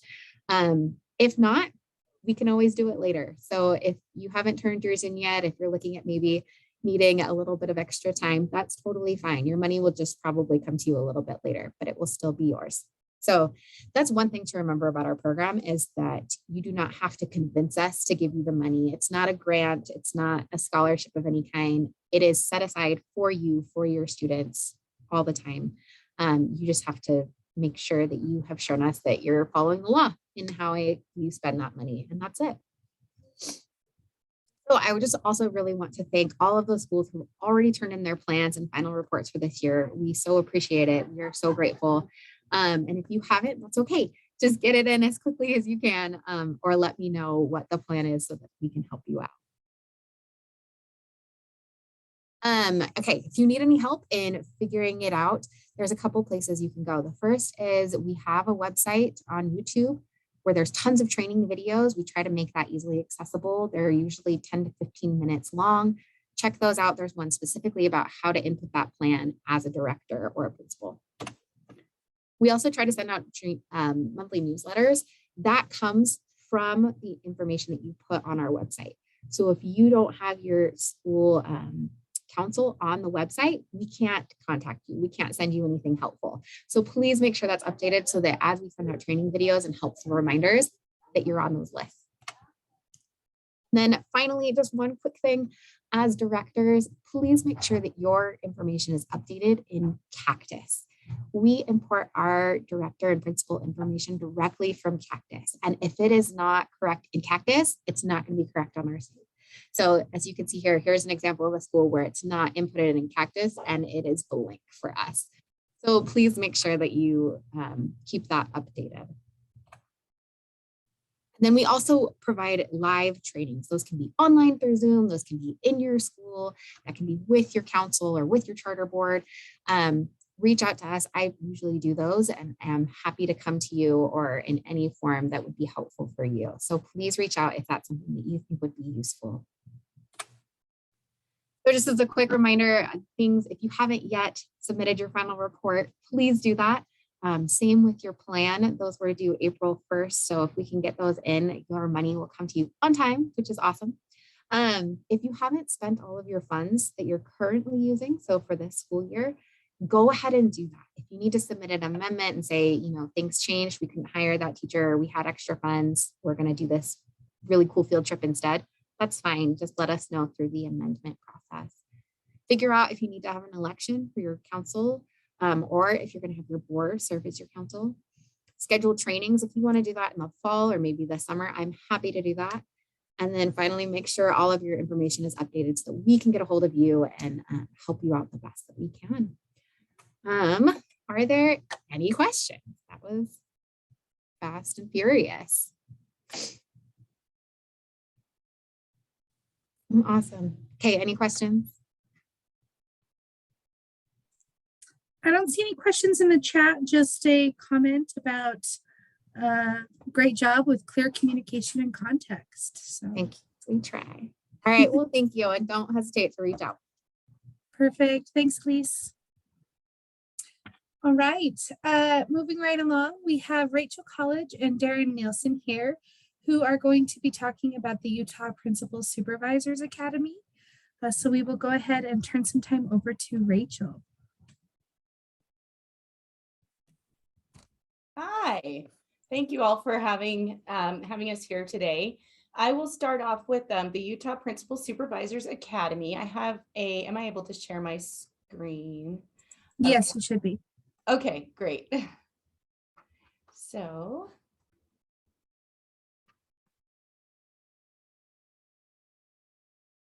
let me just pull that up. Okay, so we have a really great opportunity in our Principal Supervisors Academy that, and I'm just having a bit of a challenge getting it to, there we go. Sorry about that. Okay, so we're coming to you with a really exciting opportunity. It's the Utah Principal Supervisors Academy, and it's a year-long professional learning for those who supervise principals. As we know, especially with recent research, we've always known, but we've had a lot of recent research come out to talk about how principals make a difference, make a big difference. And so we have our principals strongly influence our student learning and teacher decisions. We know this.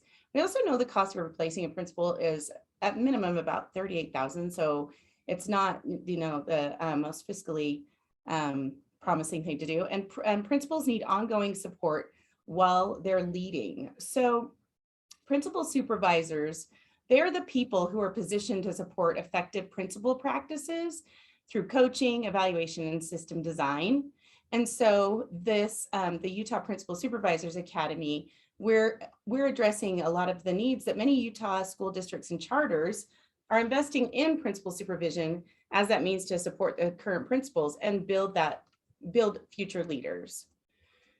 So as we know that our principal supervisors are best positioned to support effective leadership, we're launching this in June, and it's really for anyone who is supervising principals, so superintendents, charter management, board members, assistant superintendents, directors of schools, central office teams, with the main focus being that they are someone who supervises principals. So what we'll be doing, what we'll learn is principal supervisors from across the state will be gathering and systematic, and it can be virtual as well. So systematically expand principal effectiveness using data to advance school leadership, evaluate principals and provide actionable feedback, organizing central office systems for better supervision, and advancing principal pipelines within regions or localities. So we do have some important dates coming up. Applications are due June 1st. Our launching institute will be June 22nd. And then we'll have regional sessions in August through April. And then Supervisor Institute, April 22nd. So it's a year-long professional learning for those who are supervising principals. And then it's again a hybrid, convenient hybrid learning experience. So you'll have network learning where supervisors network with other Utah supervisors and national experts. There's the 2 in-person statewide institutes, then monthly online regional content sessions, mastermind design sessions, and coaching for individual teams and advancement. And so registration is actually now open, so I can put a registration in the link and some information as well. But let me go ahead and do that. I'll stop sharing my screen here.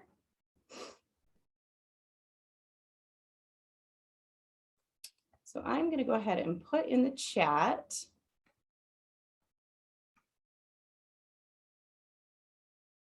a copy of what I just shared.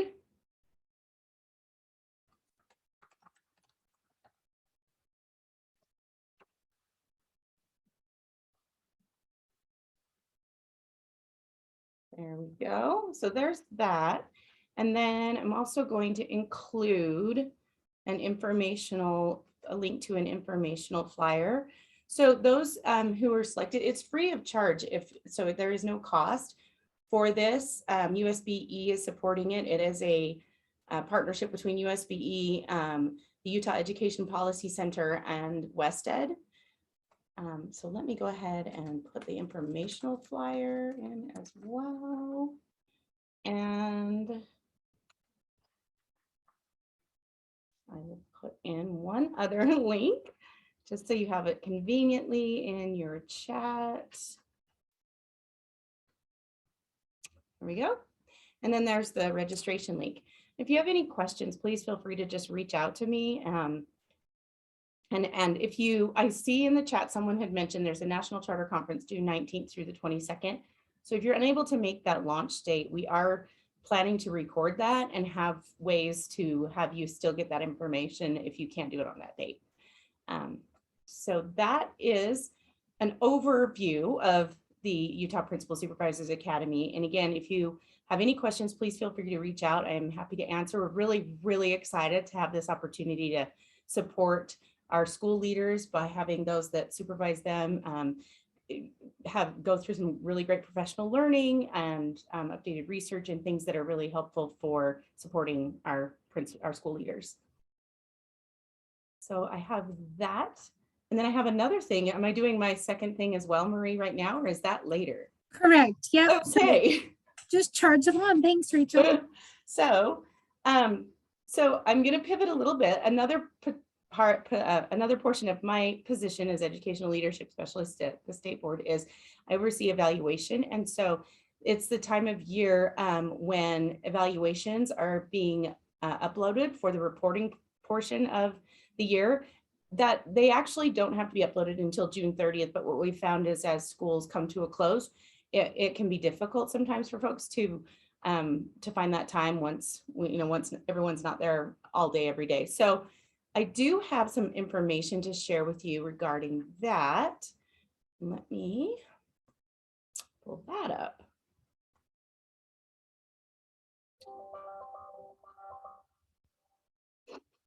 Okay. So evaluation, reporting process and timeline. So basically, your LEA chooses one of 3 ways to upload their information. If they're submitting it manually, you would make sure you have the correct Cactus access, because only one person at your LEA can have the Cactus access to upload evaluation data. And so you would get that through the help desk here. And I'll be putting this in the chat as well. And these links you can actually click on to get with the help desk. But so you may be doing that. And most of the time, those are LEAs with fewer than 100 educators. Or you can submit a batch file. And if that's something you want to do, that's where you contact Cassidy Johnson. Her email's here in the presentation. That's typically recommended for LEAs with more than 100 educators. Or you can submit an aggregate data, and that's, again, you request the same, you request it from Cassidy Johnson. And then once you've decided which of the ways you're uploading, the next is to think about, so these are all happening now, but then now through June, you want to make sure you're gathering your summative educator evaluation data, because that is what you then upload before June 30th. And so to help with that process, there's some more resources that are actually included in this presentation as well. There is an all-inclusive manual of how to do each of those types of uploads. There's an example file. There's all the rules and code that go alongside that inform the educator evaluation reporting. And then there's another link to the help desk. There's Cassidy, who is the person that you would get the files from. Kristen, who's like the technical guru of when you have any kind of, hopefully not, but any kind of challenges with the system. And I'm the person who can help with understanding of the rule and the code and the requirements. So that is something I will also be putting in your chat. And let me just stop sharing. You probably, many have seen it actually, we sent out, okay, let me see here. We sent out an email to all charters and districts in the last week or a couple weeks ago with all of this information as well. So if this looks familiar, that's why. So let me go ahead and put this in the chat. This is the slide deck. There we go. And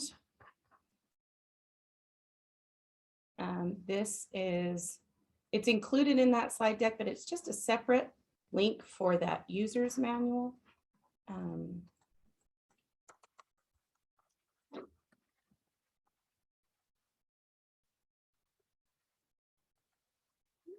Okay. All right. So I think that is all that I have today. It was kind of brief. If you have any questions about either the Utah Principal Supervisors Academy or uploading your evaluation data, please reach out to me. I'm happy to help. Thank you so much, Rachel. I don't see any questions coming into chat right now. But if any do come up, we'll let you know, or folks are welcome to reach out to you directly. So thank you so much, Rachel, for being here. Thank you. All right, and then our final presentation today, we have our leadership training.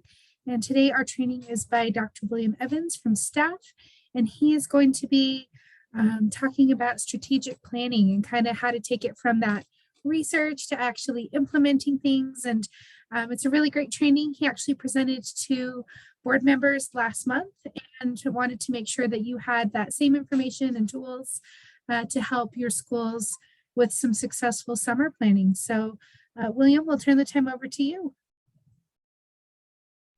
You are muted. I am, there we go. There we go. Thank you. Thank you. Guys, it's so great to see everybody, and just you've had a lot this meeting. There's been a lot coming at you, and you've got a lot of responsibilities, and I'm hoping that we can condense a lot of this and talk about ways that we can translate some of this into actionable plans that you can use going forward, so that you're not duplicating efforts, but you're working smarter, not harder. I know that's a phrase that we hear a lot in today's kind of catchy business jargon, social media, era, but I really do like that. And I think that's something we can take away from this, is how do we take all of this stuff that we're learning, all of the plans and goals that we're setting, how do we use that we're already building and translate that into something that we can use going forward, and to create plans and goals that are working for us in the long term. We are going to talk a little bit about some of the long-term strategies that we talked about with your board presidents or your board chairpersons last week or 2 weeks ago, just so you're a little bit familiar with what they also heard. Part of this is that you're likely the person that they're going to come to and the one that they're going to rely on to do a lot of this work. So you should be aware of this, but also this way you can support them and help them and remind them of like, hey, you're our board. You should be doing the strategy. You should be setting the goals and figuring out where we're going to go for our future. Let me just get my notes here for the slide. There we go. Perfect. I want to share just an example here. When I started out in strategic planning, I had the great opportunity of being an intern at the university level, essentially just taking notes. That was my whole job, was to sit in strategic planning sessions and draft up everything that they were talking about. And my very first strategic planning meeting, I was like, oh yeah, I started out really, really great. And then like 5 minutes in, I was exactly like all of these people. My head was kind of down. I had lost interest, and I was checking Facebook. I was on BuzzFeed. I was wasting a bunch of time. And my supervisor very kindly pulled me aside at the end of the meeting and just was like, that was very unprofessional. Let's do better. I need you here. I need you to be taking notes. I need you to be tracking this information. And truthfully, I didn't understand how important strategy was for the organization. I didn't understand what it meant. I didn't understand how keeping track of all of these messy discussions was really going to be impacting where we went as an organization. I really just thought all I need to keep track of at the end is just where we land at the end, what we decide on. And that's really not the case. There's a lot of stuff that we need to keep organized. Otherwise, we're just going to keep making the same mistakes we do over and over. I share that because through my experience of being unprofessional and in this messy strategic planning process, I really learned to love strategy, and I came to have some really great experiences with it. What we're going to get at the end of today, of our brief time, I'm going to keep this very, very short. While I am going to talk a little bit about the theory and the research, that's not our purpose. Our purpose today is to talk about some actual hard, tangible resources, and I'm going to share some links with you that I've gone through, that I've played around with, and I know that have worked.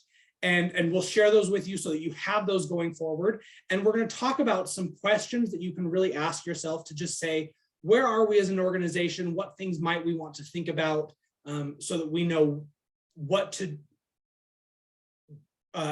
direction might be the best for us to start out with.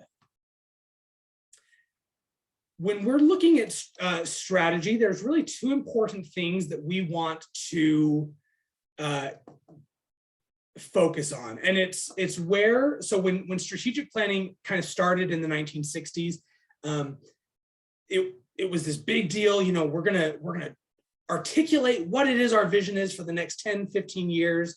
And then in the 90s, we started saying, well, let's create a SWOT analysis. And it became very, very formulaic and very, very structured, to the point that we had templates and check boxes of what it is that we're going to do. And as long as we fill in this template, we will get from point A to point B.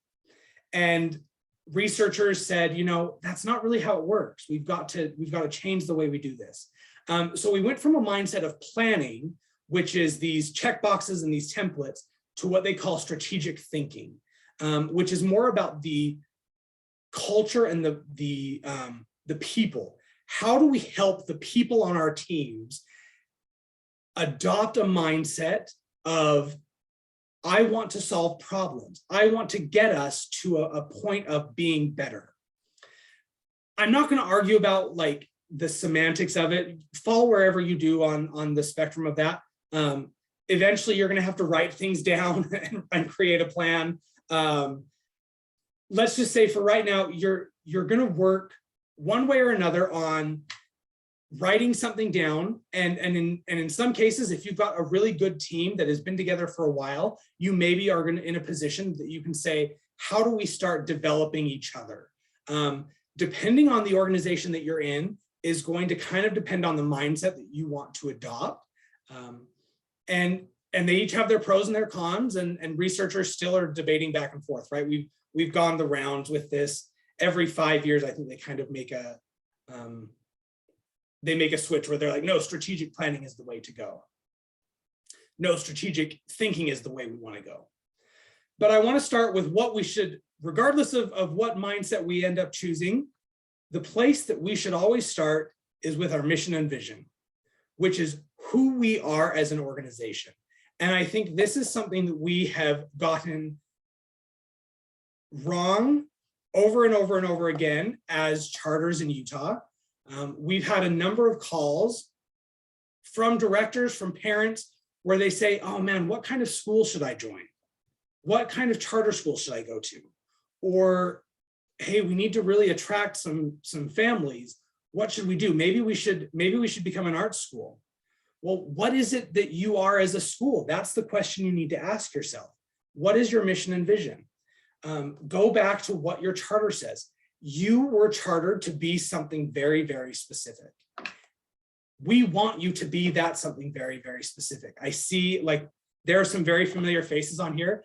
I would be heartbroken if one day I woke up and I went to Beehive Science and Tech and there were no longer science and tech classes there.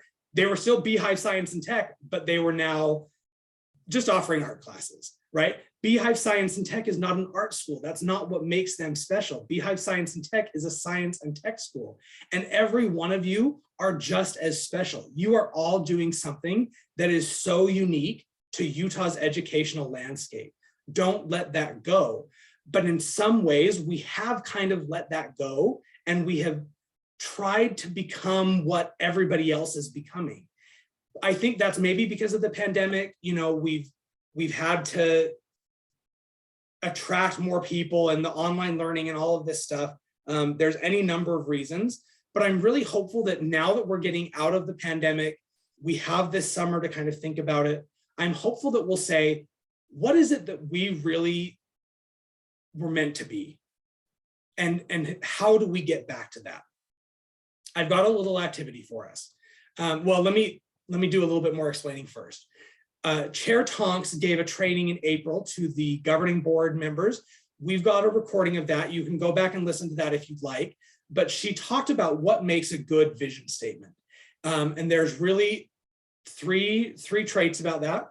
They're short, they're direct, meaning they get right to the point, and they're aspirational. They speak to something you want to be in the future. So many of our vision statements are long-winded, and they talk about things in the past or what we are, and they're full of jargon. They're not helpful. They don't help the public know who we are or what we're about. So I've got a little activity.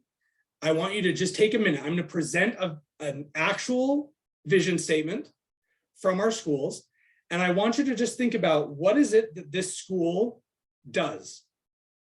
I've changed enough of the words that you're never going to figure out who it is, so don't worry. It's not a school in Utah, but it's an actual charter school vision statement.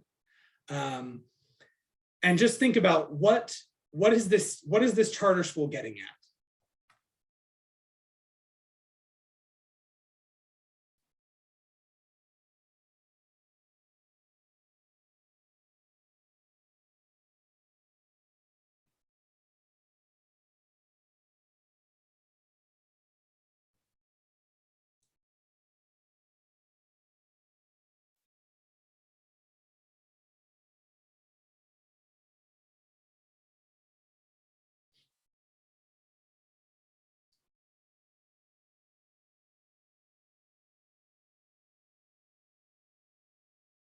Feel free to use the chat if you'd like or unmute yourself, but just share some of your thoughts. What is the vision of this school?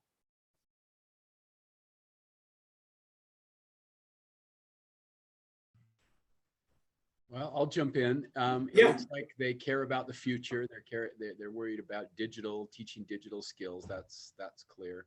Okay. It's a little vague. I'm worried about principal leadership. That phrase strikes me as a little bit sort of fluffy. And then I don't know. It seems a little cliche to me. You know, hands-on experience, real-world projects. Rigorous teacher directed, and it seems almost a little bit contradictory, maybe not contradictory, but the last statement, rigorous teacher directed standards-based curriculum. I mean, it sounds like they want to give they do give their teachers some direction or some freedom, and but they're sticking to some standards outside of the school itself. I don't know. I wasn't inspired by this statement, but it does suggest that they've got some interest in, like I said, digital learning and the future. Awesome. Thank you, Steve, so much. Any other thoughts? Williams, Hanifi speaking here. Hey, Hanifi, yeah. I mean, it's certainly very wordy and kind of confusing somehow in the sense because it's starting with like, you know, the most important, what is the basis of like this charter, but then it's jumping to kind of like, you know, the technology aspects. And then it's jumping again to kind of like, you know, the encouraging part of how they want to encourage students hands-on, and then going to the, you know, the teacher directed like curriculum. I think it's too confusing in the sense there are so many different elements here that are not in coherence, like not going with each other, like talking about so many different things and what I'm trying to say. Yeah. This is Brett at Ames. Let's also thinking we want our mission vision to be something that we can track as well, and be able to gather that data so that we can say, yeah, here's our mission and here's our data. I'm not necessarily sure that this one allows us to do that. Thank you, guys. These are all great ideas. I want to just jump in with a couple other thoughts.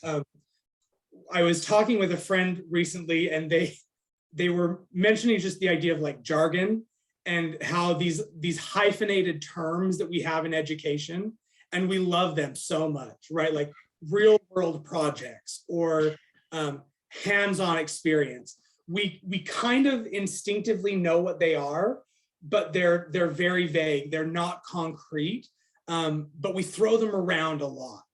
And they're very ingrained in what we do as educators.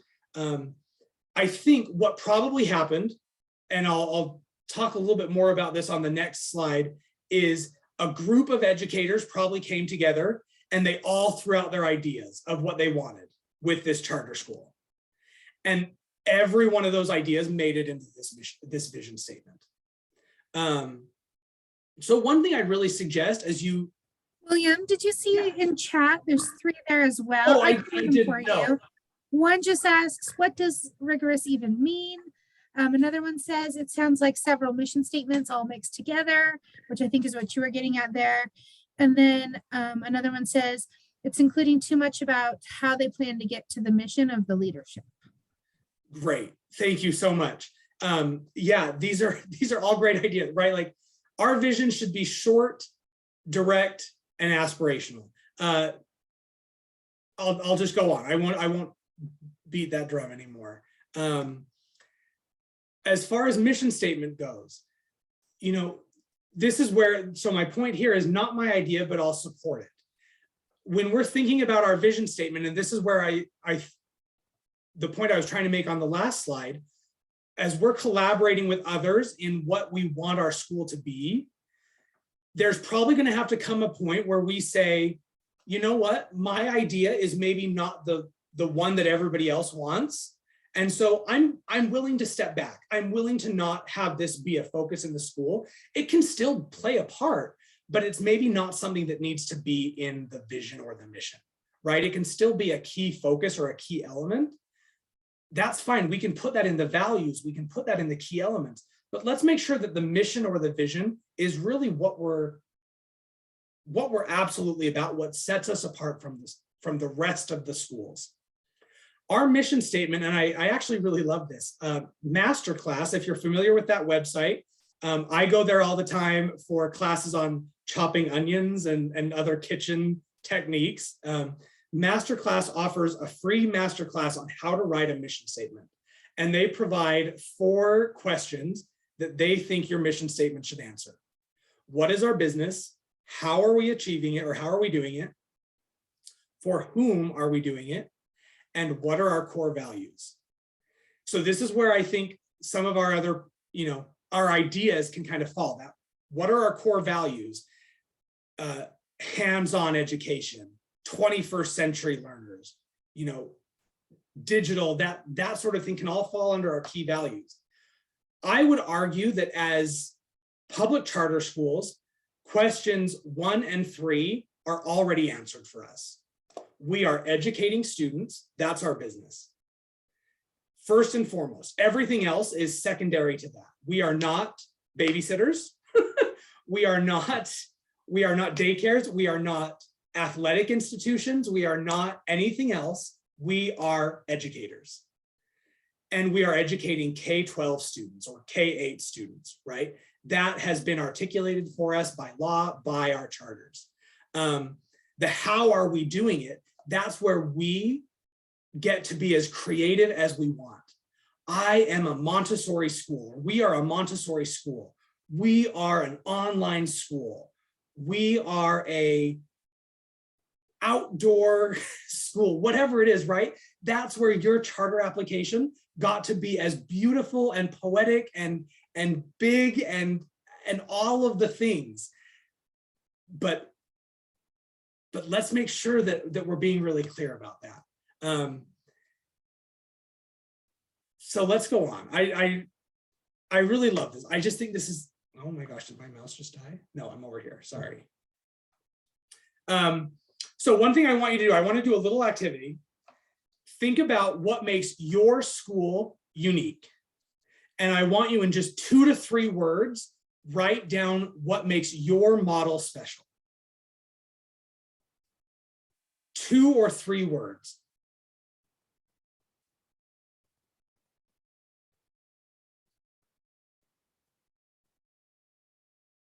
The next part, who is it that you're specifically serving? Some of you are maybe serving a very specific population, or you're a community school. Maybe you're serving very specific grade ranges. So write down who you serve.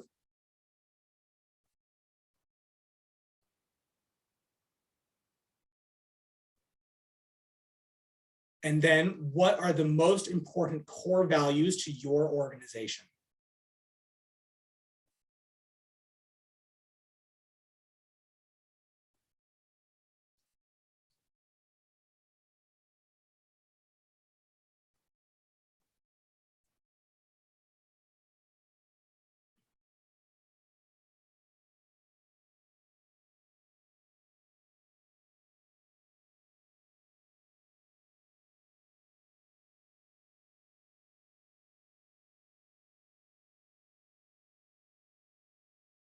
I'll give you just a minute to jot this down. And then if we have anybody who'd like to share, we'll take just another minute to share.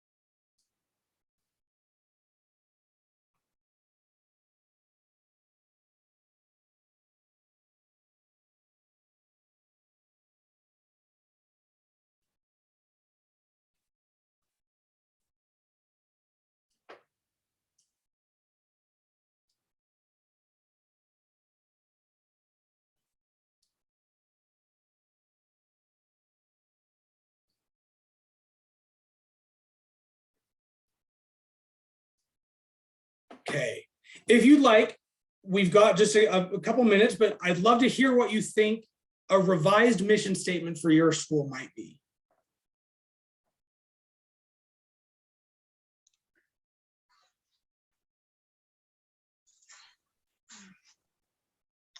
Is that what you want, or did you want us to go through the core values or the core things that you said? Yeah, so Brett, so what, yeah, if you've got just your core values, share with us what you've got. So if you combine it all into one sentence, that works too. And I think our mission statement currently covers these, but That's okay. You view partnership and high graduation rate, diverse student body population, and are we integrating the 8 core values that we have into classroom instruction? Okay. So you guys have 8 core values at Ames. Yeah. Okay. That's awesome. And I love that. If you guys, I think Ames is probably an example where, because I actually looked through your website as I was preparing this presentation. Yours is an example where in your mission statement or as in your materials that I was looking through, you guys have actually separated out your core values onto a different page as well, right? Some schools are put it right in their mission statement. Some schools have pulled it out and they have a core values page that is a little bit different. I love that actually. I think that's a great way to go about it. I would actually encourage more of our schools to go that route, because I think it allows you to articulate a little bit more clearly some of this stuff without getting bogged down by this one sentence, by having it all try to fit into a mission statement idea. Any others?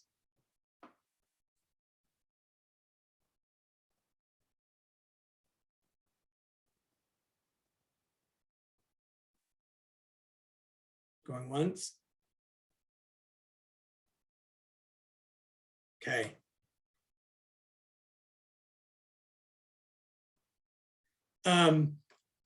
Just kind of my last thought on that, as you're going into the summer, think about your organization's vision and mission. What things might you want to change, right? How can you make it more aspirational, more short and direct?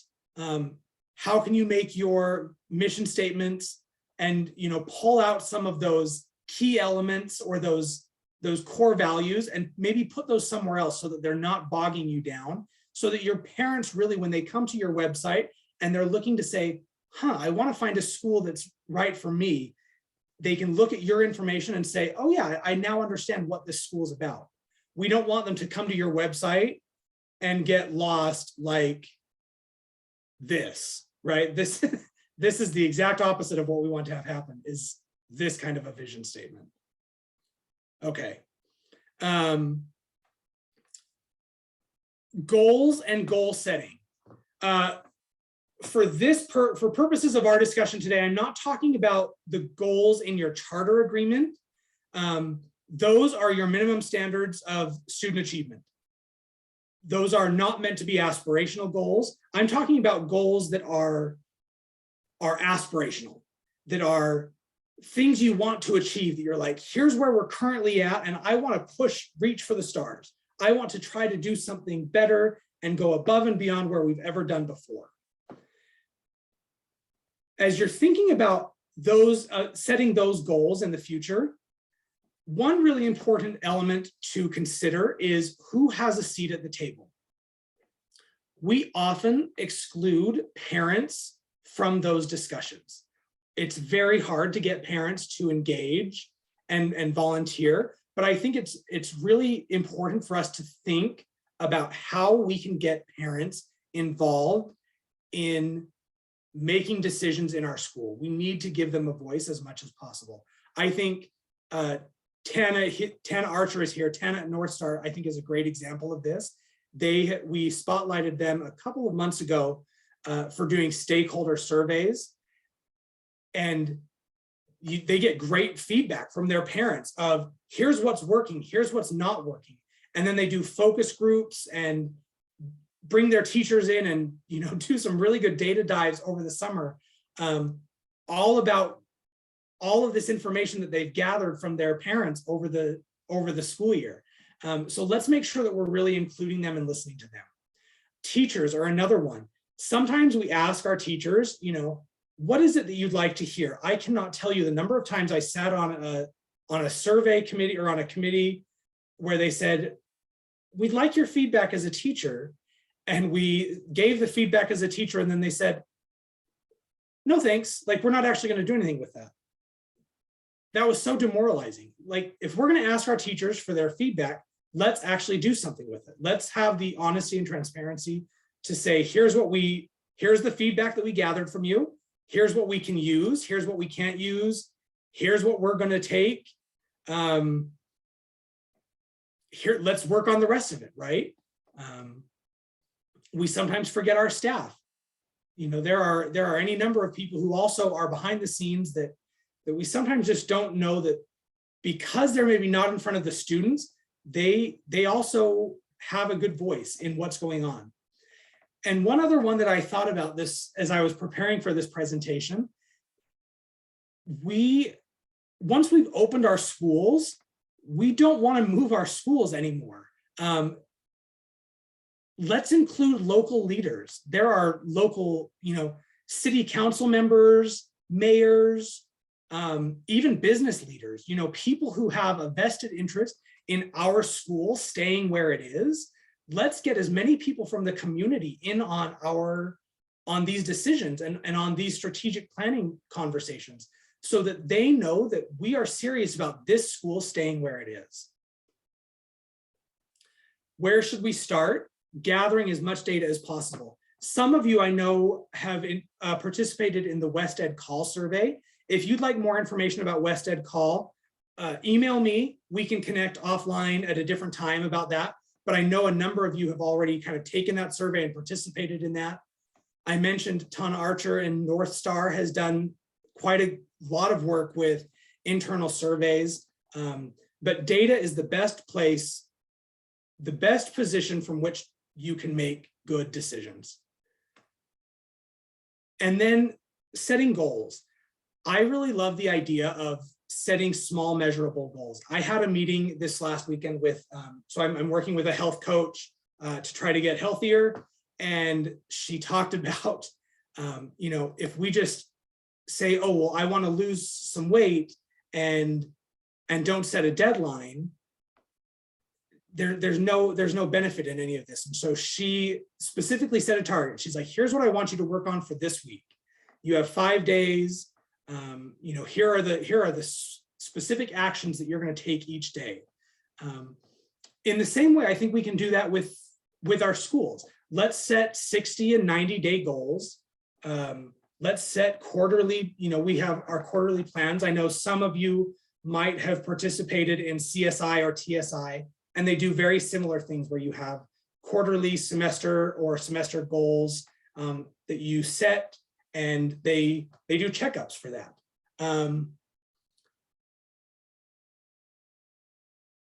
Aims. Oh, great question. So yeah, let's open this up to the group. If anybody has done a longitudinal data dive for students that are 6 years out from graduation, how did you pay for it? If you've got some information on that, Brett would love to know.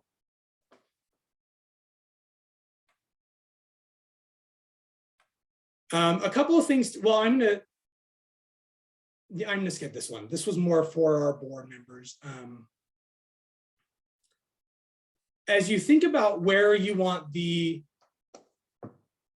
school to be as you're doing your strategic planning, just think about where you want your school to be in 5 years. Think about your building. Your building's going to get older. You're going to get older. Your teachers are going to get older. What kind of things do we need to have in place to make sure that it's still running the same way that it is today? Are we going to need to replace technology? Are we going to need to replace blackboards, whiteboards, books? If we start considering all of these things now, we can better prepare for those eventualities and not be so caught off guard later. let me just share a couple practical tools that I've discovered as I was kind of going through all of this. Masterclass has some really fun little activities on vision and mission. I will say their resource for for strategic planning was not my favorite, but I'm including it just in case that's something that you like. I did find a really great article by the Harvard Business Review. I have included the reference here. It's by H. Mintzberg from the February 1994 issue called The Fall and Rise of Strategic Planning. They talk about how it's very, very cyclical and some of the language that we use in strategic planning. I think it will be really helpful for you. Like, that's a really good article if you're trying to help your board understand why it's important to set goals as an organization. You could use that. It's free if you access it once. That's why I didn't include a link here. So you get one free access every month. And you can print it off from that. So once you've downloaded it, just download it to your computer and you're good there. One really great resource that I cannot stop singing praises of is the Community Toolbox by the University of Kansas. I've included a link here. And when I send this link out, like Marie will give it to you, it's essentially a textbook that the University of Kansas has put together that walks you through step by step how to get your community involved in doing your strategic planning with you. It was an awesome resource. I loved it. The 501 Commons is a set of strategic planning templates that was really, really helpful. I am currently working with some of the turnaround providers to get their examples of the 60 and 90-day plans that they use for schools in turnaround, just because they were really, really good templates. I don't have those yet, but I will make sure that they get those. I think they're just kind of nice ways, so you don't have to reinvent the wheel. That's why I'm including those. That's really all that I've got for today. The last thing I wanted to end with is just a celebration that I wanted to share. I had an experience where I left a great school that I loved, and I joined a team where it was really a startup. That's the best way I can describe it. And the leadership had this awesome vision that was for a school that was really quite revolutionary. But within about a month, we realized that we were going to be underwater very quickly and we would be shut down. But the leadership was unable or unwilling to listen to the staff, and staff had amazing ideas. They had some really great ideas on what would work and what things could change that would make us a viable organization. And because of my background, I was asked by the staff to kind of help articulate everything into one cohesive plan that I submitted to the board as our strategic plan for the next 5 years. Now, that organization is still running, still going strong 6 years later.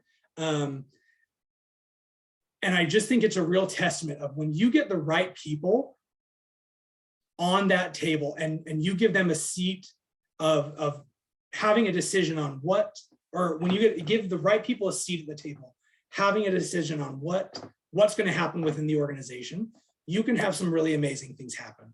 We were upside down, hundreds of thousands of dollars in debt every month, and they're still thriving to this day.